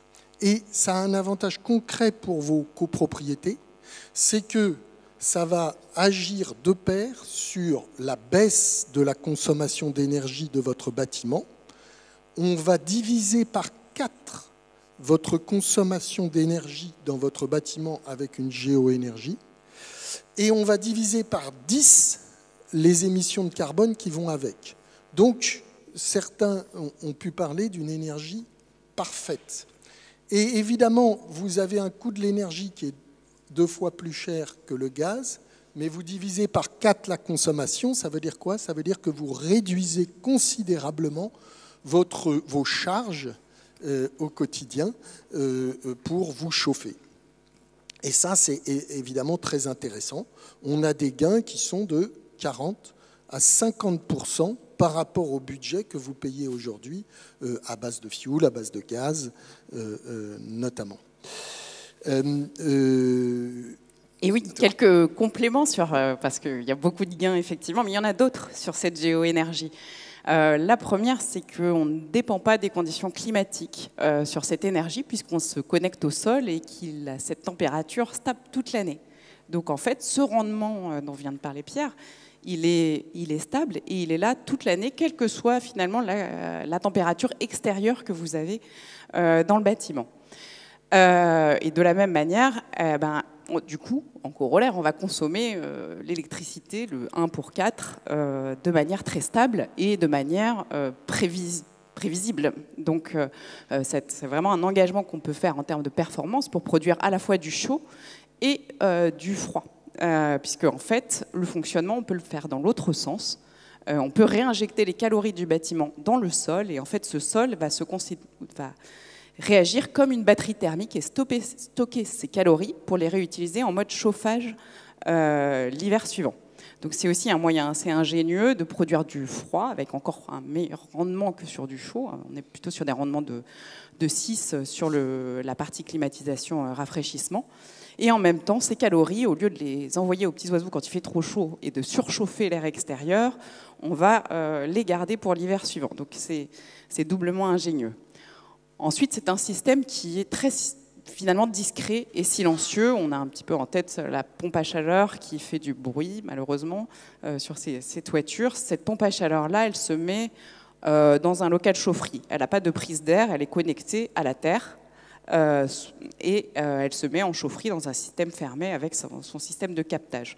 Donc elle ne fait pas plus de bruit qu'une chaudière classique de gaz et elle se loge dans un local chaufferie traditionnel. Donc une fois que les travaux sont réalisés, elle disparaît complètement dans votre copropriétaire et on ne l'aperçoit plus en termes de perception. Et enfin, c'est une solution qu'on vient parfois mixer avec une chaudière gaz existante qu'on peut garder en termes d'appoint pour aller... quand il y a vraiment des pics de froid, ne pas surdimensionner cette installation, mais la combiner avec une chaudière gaz qui resterait encore quelques années à vivre. Et là, vous introduisez une notion intéressante de pouvoir adapter finalement votre consommation d'énergie finale en fonction du prix des énergies. Et là, vous pouvez basculer en mode très électrique au maximum sur la pompe à chaleur ou parfois rebasculer sur le gaz, comme on a des prix qui fluctue un peu chaque année ces derniers temps, vous accordez une nouvelle flexibilité dans la manière de gérer vos charges et de pouvoir aussi piloter votre chauffage en fonction du prix des énergies qui peuvent être négociées. Et ce qui peut être intéressant de ne pas être sur une seule énergie, mais bien un combo des deux énergies. Voilà, en gros, tous les avantages de cette géoénergie qui est assez peu connue, malheureusement, en France et qui mérite d'être éclaircie. On peut aussi illustrer ce gain d'énergie, évidemment, rentre dans la qualification DPE, diagnostic de performance énergétique, de vos bâtiments. Ça veut dire quoi? Ça veut dire que quand vous faites moins 70% de consommation d'énergie en moins, vous allez faire des sauts de géant dans vos DPE. Je vous présenterai en fin de présentation des grands ensembles de logements collectifs qu'on est en train de passer de F à B par la mise en place de solutions de géoénergie. Donc c'est tout à fait extrêmement efficace. Et comme vous le savez, il y a une incidence directe sur la valeur des bâtiments. Les notaires de France ont sorti des études très précises là-dessus. Il y a une amplitude de près de 30% dans un même lieu. Il faut réduire. Il y a une amplitude de près de 30% dans un même lieu entre un bâtiment vertueux d'un point de vue énergétique et un bâtiment passoire énergétique. Pardon. Alors, on passe à la deuxième diapo. Merci. Et là, elle est un petit peu verbeuse, mais je vais la dire simplement. Vous pouvez vous lancer dans un programme de géoénergie en gérant tous les lots, comme c'est décrit dans une rénovation globale bâtimentaire, mais c'est un petit peu compliqué. Ce qui est heureux, c'est que maintenant, il y a de plus en plus de prestataires qui vous font du clé en main, donc qui prennent conception, réalisation, exploitation, maintenance, et encore mieux, des prestataires qui vont vous faire du financement. Parce que je laisserai Aude décrire les subventions auxquelles on a droit. On a droit à pas mal de subventions en France pour le déploiement d'une solution de géoénergie. Pour autant, il reste un reste à charge assez important. Eh bien, maintenant, vous avez des opérateurs énergéticiens, il y en a pléthore sur le marché, qui vont investir à votre place dans votre centrale de géoénergie et vous revendre des calories, voire des frigories, enfin du froid, à partir de cette solution sur un contrat long. Et ça a l'avantage de lisser la marche à l'entrée des travaux. Tout à l'heure, je vous disais, c'est très compétitif par rapport aux énergies fossiles. Vous allez réduire vos charges de 40 à 50%. Oui, mais vous avez quand même payé la mise en place de la centrale de géoénergie et ça vous a coûté quand même un peu cher. Et bien maintenant, il y a des acteurs énergéticiens qui vont financer en lieu et place de la copropriété l'investissement dans la centrale et vont vous revendre des calories à isopérimètre de ce que vous payez aujourd'hui, mais vous n'avez plus besoin d'aller chercher. Voilà. Alors, attendez, juste, je passe la parole à ma collègue. Alors, peut-être pas pour rentrer dans les subventions, mais il y a un certain nombre de subventions disponibles, Fonds Chaleur, MaPrimeRénov'Copro, on a parlé avec l'ANA, et dans les montages complets, mais peut-être juste pour vous présenter un exemple en copropriété de cette solution. On va là, ça fait déjà 1h30 que la réunion a commencé. On va vous passer la parole dans la salle. En tout cas, sachez que dans le plan climat de la ville, on soutient complètement la géothermie, qui est une très grosse priorité. Donc voilà, si mesdames et messieurs sont intervenus, c'est tout à fait en phase avec nos orientations. Donc on est en plein soutien de cette solution. On va vous laisser la parole. Il y a un micro-baladeur dans la salle, il suffit de demander de lever la main. Bonsoir, excusez-moi. Merci, bonsoir. Je voudrais savoir, s'il vous plaît, si les SCI familiales ont droit également à ces subventions, s'il vous plaît. Alors, on va noter à la tribune, tous ceux qui sont concernés par vos questions vont noter les projets de réponse à vous faire, mais on va prendre 4-5 questions par série. Donc, deuxième intervention. Essayez de parler un peu plus fort dans le micro. Bonsoir. Vous avez présenté des comparatifs de solutions techniques en disant ça c'est plus cher, c'est moins cher en énergie, etc. Est-ce que vous avez des comparaisons de coûts total, y compris l'investissement moyen pour les installations techniques qui vont avec, pour savoir sur la durée moyenne de vie d'une chaudière ou d'un dispositif dont vous parlez, savoir combien ça va revenir. Parce que si on ne met pas ce qu'on appelle en anglais le TCO, le Total Cost of Ownership, si on ne le regarde pas comme ça, on sait pas, on voit bien le prix de l'énergie, on voit bien le prix de la chaudière, mais on ne sait pas combien de temps elle dure, etc. Est-ce que vous avez des études qui présentent ça pour aider à changer une chaudière dans une copro? Question suivante. Monsieur. bonsoir. La question porte sur la réglementation plutôt. Là, la loi de 1965 prévoit que pour changer un service dans une copropriété, il faudrait l'unanimité des copropriétaires, ce qui est absolument pas réalisable en général.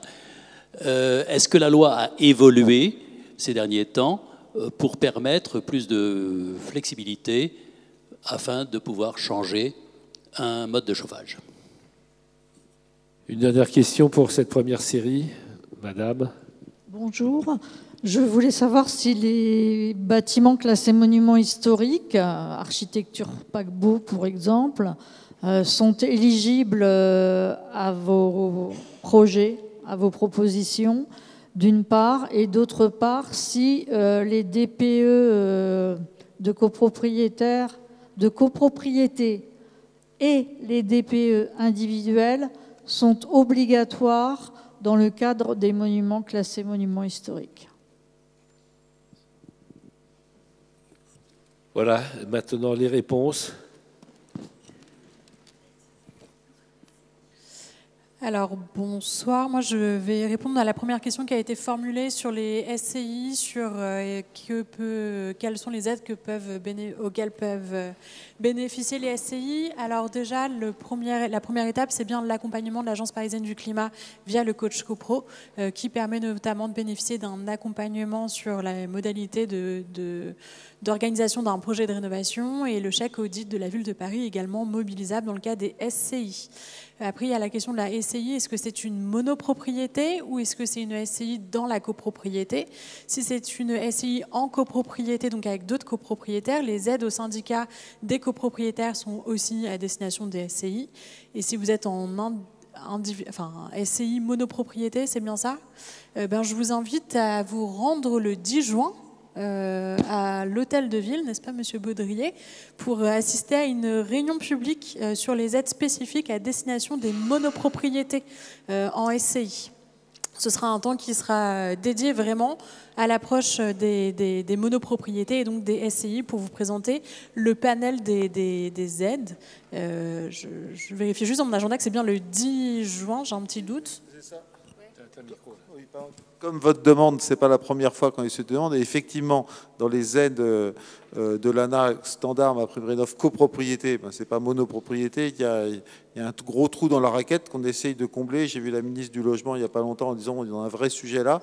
Bon, je ne pense pas que le ministère est ultra d'accord pour débloquer des aides aussi intéressantes que ma préventive copropriété, mais néanmoins, il y a quand même des aides et on va vous présenter. Donc, ce n'est pas l'objet de ce soir, mais vraiment, venez le 10 juin à l'hôtel de ville. On fait ça en partenariat avec les syndics, avec l'AFNAIM, avec les acteurs de l'immobilier privé qui, comme nous, ont toutes les mêmes questions. Donc, venez vraiment, j'insiste, le 10 juin. On fait une réunion spécialement pour vous. Il y a quand même 70 000 logements qui sont dans votre cas, à Paris, sur 1 100 000 privés. Donc, c'est 6% des nombres de logements privés, mais voilà, c'est la réunion pour vous le 10 juin. Je me permets, je vais prendre la question qui concernait tout d'abord les monuments classés, monuments historiques. Ça, c'est un travail qui est à réaliser en toute première partie de l'accompagnement, c'est-à-dire que ça fait partie des problématiques que vous allez nous communiquer et qu'on va identifier à l'Agence parisienne du climat et sur lesquelles on va pouvoir vous accompagner pour déterminer exactement dans quelle mesure est-ce que le bâtiment est classé, quelles sont les contraintes. Et on a en fait un service en charge de l'urbanisme et des contraintes architecturales qui va pouvoir vous accompagner là-dessus, instaurer un dialogue et débloquer peut-être certaines situations s'il y en a. Voilà, donc c'est des contraintes, c'est très difficile aujourd'hui d'y répondre sans avoir connaissance de la copropriété, mais ça fait partie de notre mission aussi, c'est de comprendre exactement les enjeux et pour apporter la bonne réponse finalement. Voilà. Et on a vraiment un accompagnement qui est dédié là-dessus sur les copropriétés. Juste pour vous dire en gros, nous on a aussi des logements sociaux, y compris parfois des bâtiments historiques, tous les types de... On a fait énormément de rénovations et logements sociaux privés. On y arrive toujours. C'est parfois compliqué, mais on y arrive toujours a priori. Et j'espère que vous ne serez pas le premier immeuble, on n'y arrivera pas. Mais en tout cas, sur plusieurs milliers d'immeubles à Paris, on a toujours réussi à s'entendre avec les architectes des bâtiments de France, y compris avec des problèmes de monuments historiques. Et sur la question sur la rentabilité des chaudières, sur un changement de chaudière, alors là-dessus, on a aussi à l'Agence parisienne du climat des études qui existent sur ce genre de sujet. Je vous invite peut-être, si vous êtes copropriétaire, à envoyer un message ou un mail à votre conseiller ou conseillère pour qu'on puisse vous rediriger vers les bonnes ressources. On a tout un tas de ressources qui existent aussi bien à l'Agence parisienne du climat que sur la plateforme Coach CoPro, pour vous donner justement ces études. On a un observatoire Coach CoPro qui existe et qui vous permet d'avoir toutes ces ressources et toutes ces informations aussi. Je ne les ai pas en tête là, mais vous pourrez y avoir accès.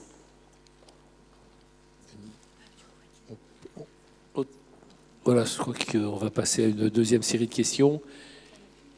Non, il y avait encore une réponse. Excusez-moi. Une question de monsieur sur les règles de majorité pour les travaux de rénovation énergétique. Alors en effet, aujourd'hui, on est sur la majorité dite de l'article 25, donc la majorité de l'article absolu, le petit f exactement, qui prévoit du coup que pour voter des travaux de rénovation énergétique, il faut la majorité donc de tous les copropriétaires. Et ce même article de loi prévoit ce qu'on appelle la passerelle pour faire voter à l'article 24, donc à la majorité simple des personnes présentes et représenter les projets de rénovation énergétique. Donc en effet, la loi, elle va aussi dans le sens de pousser à la rénovation énergétique en mettant en place des outils de prise de décision collectif en Assemblée générale allégés pour pouvoir justement facilement adhérer au projet de rénovation en copropriété. L'article 25 de la loi du 10 juillet 65 pour être exact.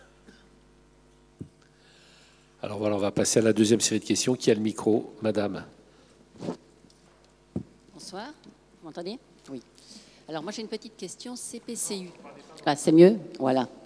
J'ai une petite question CPCU. Nous avons un projet dans notre copropriété, un projet un petit peu forcé. Nous avons une chaudière gaz qui est à bout de souffle et on n'est pas certaine qu'elle passe l'hiver prochain, donc qui nous alimente en eau chaude sanitaire et chauffage. La deuxième bonne nouvelle, c'est que nous sommes éligibles CPCU. Enfin, je dis éligible, je crois qu'on est dans l'obligation de se raccorder à la CPCU. Sauf qu'aujourd'hui, il est impossible d'avoir un rendez-vous CPCU. Donc, est-ce que vous pouvez m'expliquer comment une solution obligatoire est inaccessible? Merci. Et je confirme, vous n'êtes pas la seule dans ce cas, c'est un scandale. Enfin voilà, moi c'est ma réponse. Mais monsieur Baudrier va donner une autre réponse plus technique. Alors, qui prend la parole? Monsieur. Bonjour. On est une grosse copropriété, 520 appartements. Donc, on a fait un audit énergétique. Ensuite, on a fait le DPE collectif. Et maintenant, on veut nous faut payer le plan plus PPT, le plan pluriannuel de travaux. Donc, ça a été refusé en AG parce qu'on avait assez de payer. On a baissé de classement entre l'audit et les DPE. On est passé de CAD. Du coup, bon, moi j'ai compris pourquoi, j'ai écrit d'ailleurs à Que Choisir, parce qu'il y a un problème dans le DPE, bon, de calcul. Bon, ça c'est autre chose. Bon, est-ce que vous pouvez nous accompagner pour nous faire la partie PPT gratuitement? Petit geste commercial demandé à la mairie. Voilà. Une autre question, je vous répondrai. Hein. La réponse sera malheureusement pas totalement positive, mais vous entendez. Et puis j'ai un commentaire un peu méchant sur les biomasses. Il y a une émission à la télé assez décapante sur la centrale de Gardade, qu'on est passé en biomasse. Et vous savez qu'ils n'ont pas assez de bois, donc ils importent du Brésil des acacias, et il y a des plantations. Je continue. Les plantations d'acacias, et pour ça, ils détruisent la forêt tropicale. Okay, alors, je vous répondrai aussi là-dessus. On passe à une autre question.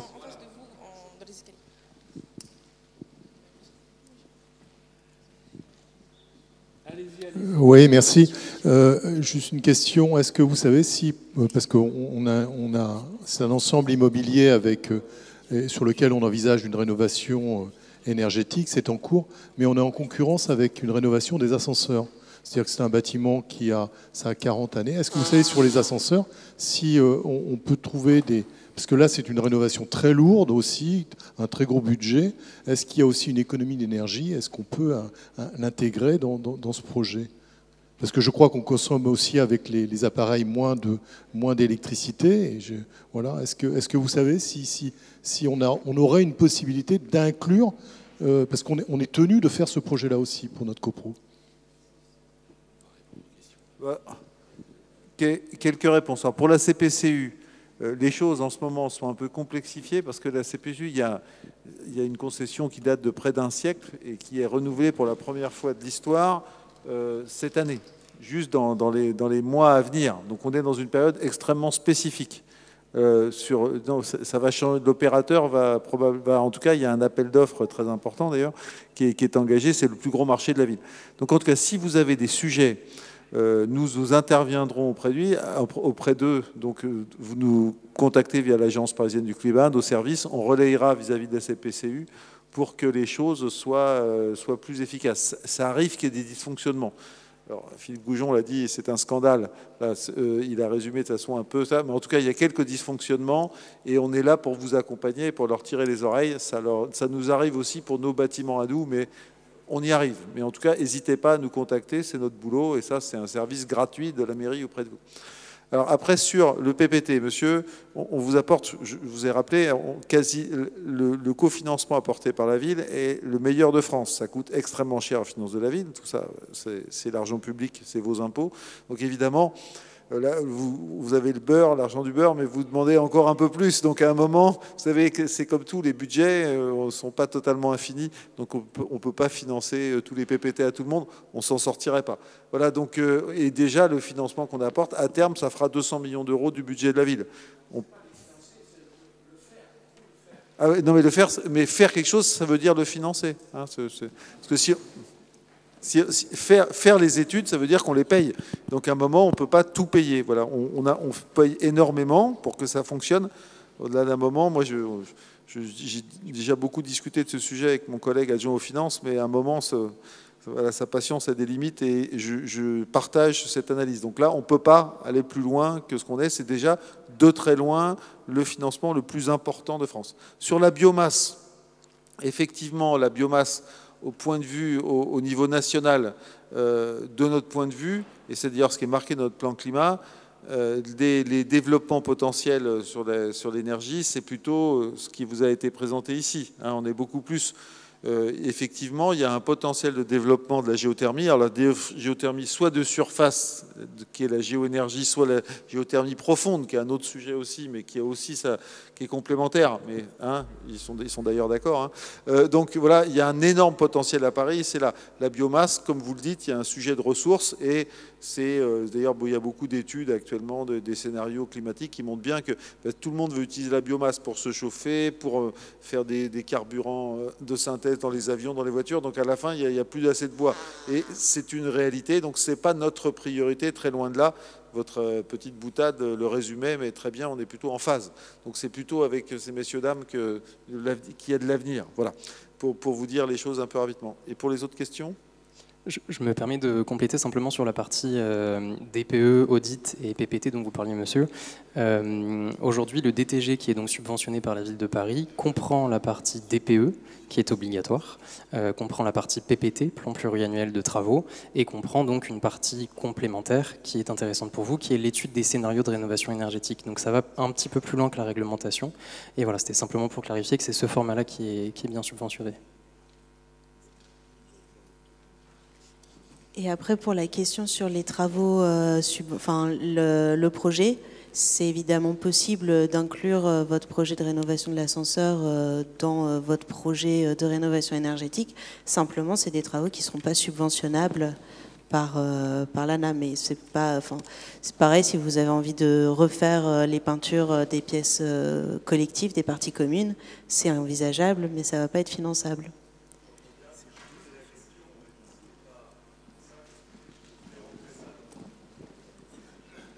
Oui, merci de votre retour, c'est intéressant, parce qu'on voulait le rentrer dans le budget, je comprends qu'il n'y ait pas de subvention, mais si vous aimez mieux, derrière, on fait appel, enfin, on souscrit des crédits pour les copropriétaires, et on voulait rentrer ça dans le budget global.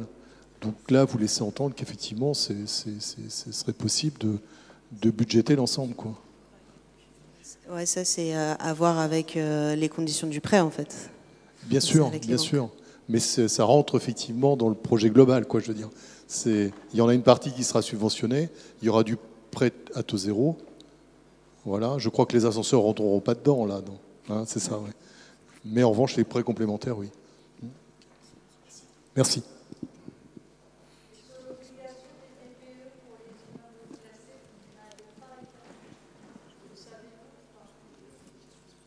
Alors là, de tête, non, j'ai pas forcément de... Alors il me semble que la loi ne mentionne pas de dérogation sur les DPE. En fait, c'est vraiment tous les systèmes enfin, toutes les copropriétés sont concernées par l'obligation de DPE. Il n'y a pas de dérogation, à mon sens, à aujourd'hui, sur le fait de ne pas les réaliser, si ce n'est le calendrier prévisionnel de réalisation. Mais sinon, oui, en effet, je pense que les DPE sont obligatoires.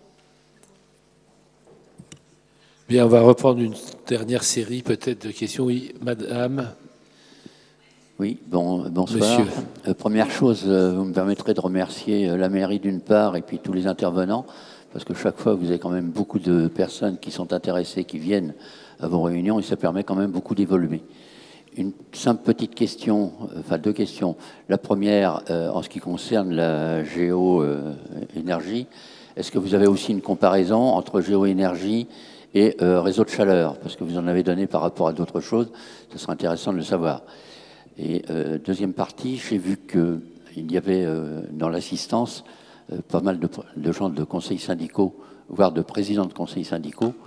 J'aimerais avoir un petit peu des informations sur leur méthode, parce que quand on est dans une propriété relativement importante, où au niveau du conseil syndical et du syndic, ça bloque de tout faire, et où on est dit qu'il n'y aura pratiquement plus de subventions dans tout ce que l'on fait aujourd'hui, après avoir écrit dans le rapport DTG que l'APC donnait d'excellents conseils et il n'y avait pas besoin pratiquement derrière de PPPT, puisque tout était inclus dans le DTG fait par vos soins. Donc ça serait intéressant de voir vos réactions par rapport à cela. Qu'est-ce qu'on peut faire quand un conseil syndical s'oppose formellement à un projet de rénovation globale en tant que copropriétaire? Encore faut-il pouvoir. En fait, il fait en sorte d'avoir un potentiel de tantième, de voix, et c'est inefficace. Question suivante.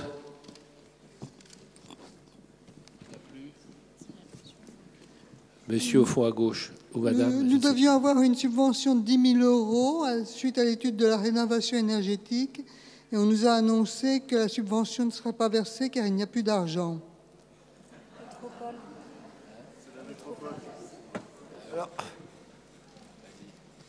Je vais vous répondre, madame. Alors ça, c'est pas une subvention de la ville. C'est une subvention de la métropole du Grand Paris. Alors, il se trouve qu'on a un certain nombre ici dans cette salle, enfin, dans les élus, à être membres de la métropole du Grand Paris. Donc, a fait ce choix-là, c'est un exécutif transpartisan. Donc, il y a autant des communistes que des LR. Pour vous situer, c'est le président est Patrick Ollier, qui est maire de Rueil-Malmaison. De fait, le budget de la métropole a été amputé par le projet de loi de finances de plus de 20% de son budget. Donc, ce qui est pénible, hein, si on vous enlevait 20% de vos revenus, salaire, retraite, vous ne verriez pas les choses pareilles. Donc il y a un certain nombre de dispositifs de financement qui ont été, je dirais, gelés, mais en tout cas mis sur pause depuis quelques mois. On est un certain nombre à se mobiliser pour que ces financements reviennent. Donc c'est ce financement de la métropole. Les financements de la ville, ceux pour lesquels je suis en charge, je ne suis pas en charge de ce secteur au sein de la métropole. Je m'occupe de pistes cyclables là-bas, donc voilà, c'est autre chose. En tout cas, on essaye de se mobiliser pour que ce financement revienne. En tout cas, ce n'est pas définitif, cette décision. C'est un arbitrage, mais il y a quand même une réalité, c'est que le budget a amputé de 20% du fait de l'État. Quand on vous dit qu'il y a 7 milliards de baisse de dotation de l'État, l'ensemble des collectivités en France, il y a des centaines de millions pour la ville de Paris, puis il y a aussi 50 millions pour la métropole du Grand Paris. Donc voilà, ça c'est une réalité. Après, il y a quelqu'un qui a poser la question de la compatibilité réseau de chaleur urbain et puis géo-ingénierie. Alors, le réseau de chaleur urbain, il passe dans un certain nombre de voiries. Alors, dans le 15e, il est plutôt bien desservi. Mais ce n'est pas partout. Il y a d'autres arrondissements qui sont très mal desservis, comme celui dont je suis élu d'ailleurs, par exemple le 20e, le 18e, le 11e. Voilà, il y a quelques zones blanches. Alors, évidemment, notre priorité, c'est de l'extension du réseau de chaleur urbaine, mais il y a beaucoup de places qui restent pour la géothermie, géo-ingénierie. Alors après, avec la géo-ingénierie, on n'arriverait pas à répondre à 100% des besoins de chauffage. Hein, c'est un complément. C'est un complément qui sera utile et qui sera pas du tout anecdotique, qui sera important. Je ne sais pas à combien on arrivera, 10, 20 ou 30% de la consommation de chauffage à Paris, ça serait déjà bien. Pour l'instant, c'est quasi zéro. Mais en tout cas, ça ne fera pas un volume aussi important que le réseau de chaleur urbain. Donc clairement, la grosse priorité, c'est le développement du réseau de chaleur urbain et puis sa décarbonation pour qu'il n'y ait plus de gaz dedans, parce qu'aujourd'hui, il y a 51% d'énergie renouvelable et puis 49 de gaz. Le but, c'est qu'on peu à peu, on arrive à zéro de gaz. Et puis, la géo-ingénierie, ça sera, disons, parmi les deux gros piliers du chauffage à l'horizon dans plusieurs décennies, ça sera les deux grands modes de chauffage principaux. En tout cas, c'est ce qu'on a voté au plan climat et ce qui, j'espère, fait consensus politiquement. En tout cas, on avance de concert dans les deux, mais ce n'est pas l'un ou l'autre, c'est les deux en même temps. Et puis, alors, madame qui disait sur qu'est-ce qu'on fait quand on n'a pas le vote, justement, nous, ce qu'on essaye de faire, c'est de vous aider à avoir des arguments. Donc, à apporter, vous pouvez inviter les représentants de l'Agence parisienne du climat dans vos trajets pour montrer toutes les aides qu'il y a pour qu'on essaye de convaincre. Mais après, voilà, on a embauché du monde, après il y a les disponibilités qui sont possibles. En tout cas, on peut vous aider, mais on ne peut pas, vous voyez, c'est la démocratie, y compris au sein de vos copropriétés, on ne peut pas voter à votre place, tout ça. Donc on essaye de vous apporter tous les soutiens possibles, cette soirée y participe. Après, il y a un truc qui marche quand même pas mal, c'est le mimétisme. Quand vous voyez qu'il y a 1, 2, 3 copropriétés qui sont rénovées dans une rue, vous voyez, les voisins ont tendance à se dire, ben, pourquoi pas moi? Voilà. Donc, et ça marche assez bien. Oui, peut-être aussi en guise de complément, par exemple, donc les opérateurs dans l'équipe Solia, nous, quand ça bloque, déjà, on en parle beaucoup entre nous. Et on vient en AG pour présenter des choses. Et là, dernièrement, par exemple, l'année dernière, on a un vote de maîtrise d'œuvre qui n'avait pas été voté, beaucoup de contestations pendant toute l'AG, et finalement, on a organisé dans la copropriété et dans les copropriétés voisines qui avaient été rénovées des balades thermographiques. On a présenté les résultats de ces balades-là, et ça a permis de faire une aparté, de réfléchir à nouveau au projet, et là ça a été voté. Donc c'est le genre de... Après en fait il faut juste cibler où ça bloque, et c'est avec votre conseiller que vous allez pouvoir faire évoluer les choses. Qui concrètement parlant peut-on contacter? Parlez dans le micro s'il vous plaît. Qui peut-on joindre? Alors, vous contactez d'abord l'Agence parisienne du climat, donc c'est ce qu'expliquait Martin tout à l'heure. Vous contactez l'Agence parisienne du climat, et puis ensuite, si votre projet est un peu mûr, donc s'il y a une dynamique au sein s'il y a des porteurs de projets au sein de la copropriété, alors l'Agence parisienne du climat propose une intégration à Éco-Rénovons Paris, et là vous allez avoir une assistance à maîtrise d'ouvrage beaucoup plus orientée sur vous pour un accompagnement personnalisé, disons, particulier. Il y avait monsieur au fond, là, à gauche. Et simplement, monsieur, sur votre question sur les DPE, le DTG que vous avez réalisé, je m'excuse parce que je vais vous faire répéter un petit peu votre question. Est-ce que vous pourriez réexpliquer très rapidement, s'il vous plaît? Oui, un DTG qui a été réalisé avec pas mal de propositions dedans, qui amène pour une partie une conclusion en disant que le DTG effectué par APC est tout à fait remarquable dans le sens où il couvre la totalité des opérations, y compris le PPPT.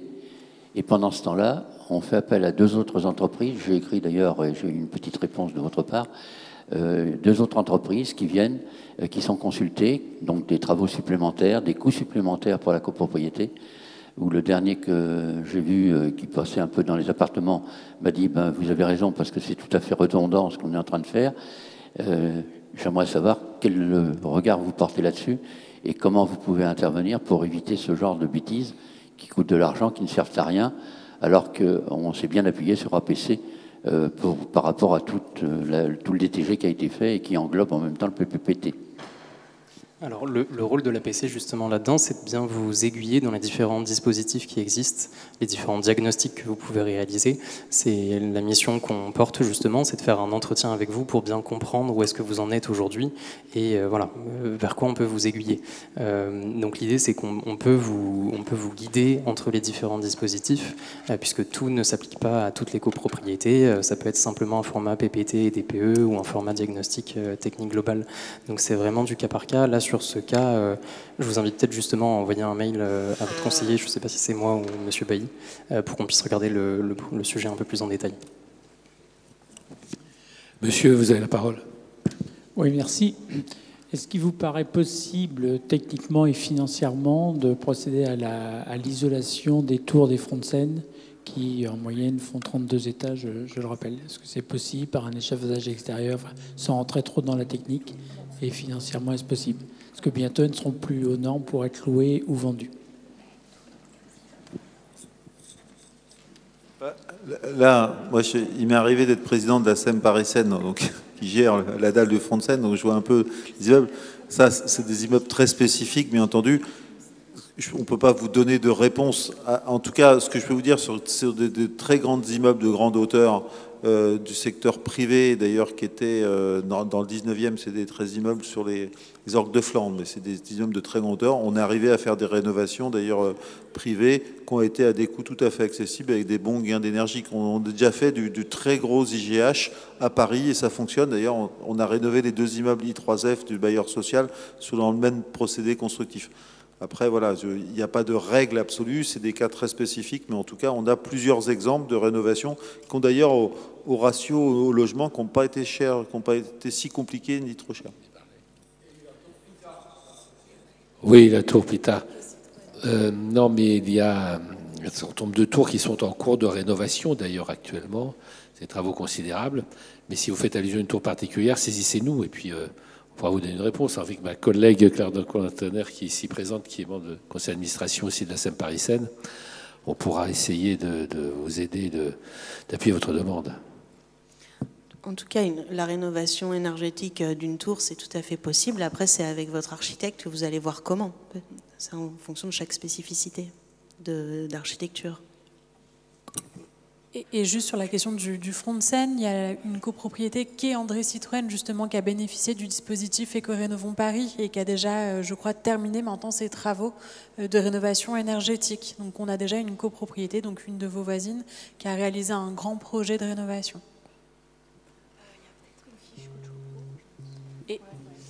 Et de la même manière, je vous invite à vous rapprocher de l'Agence parisienne du climat, puisqu'on a en fait une liste des projets réalisés qui va vous permettre de regarder un petit peu quel a été le projet dont on parle, pour qu'on puisse vous transmettre toutes les informations qu'on peut vous communiquer là-dessus.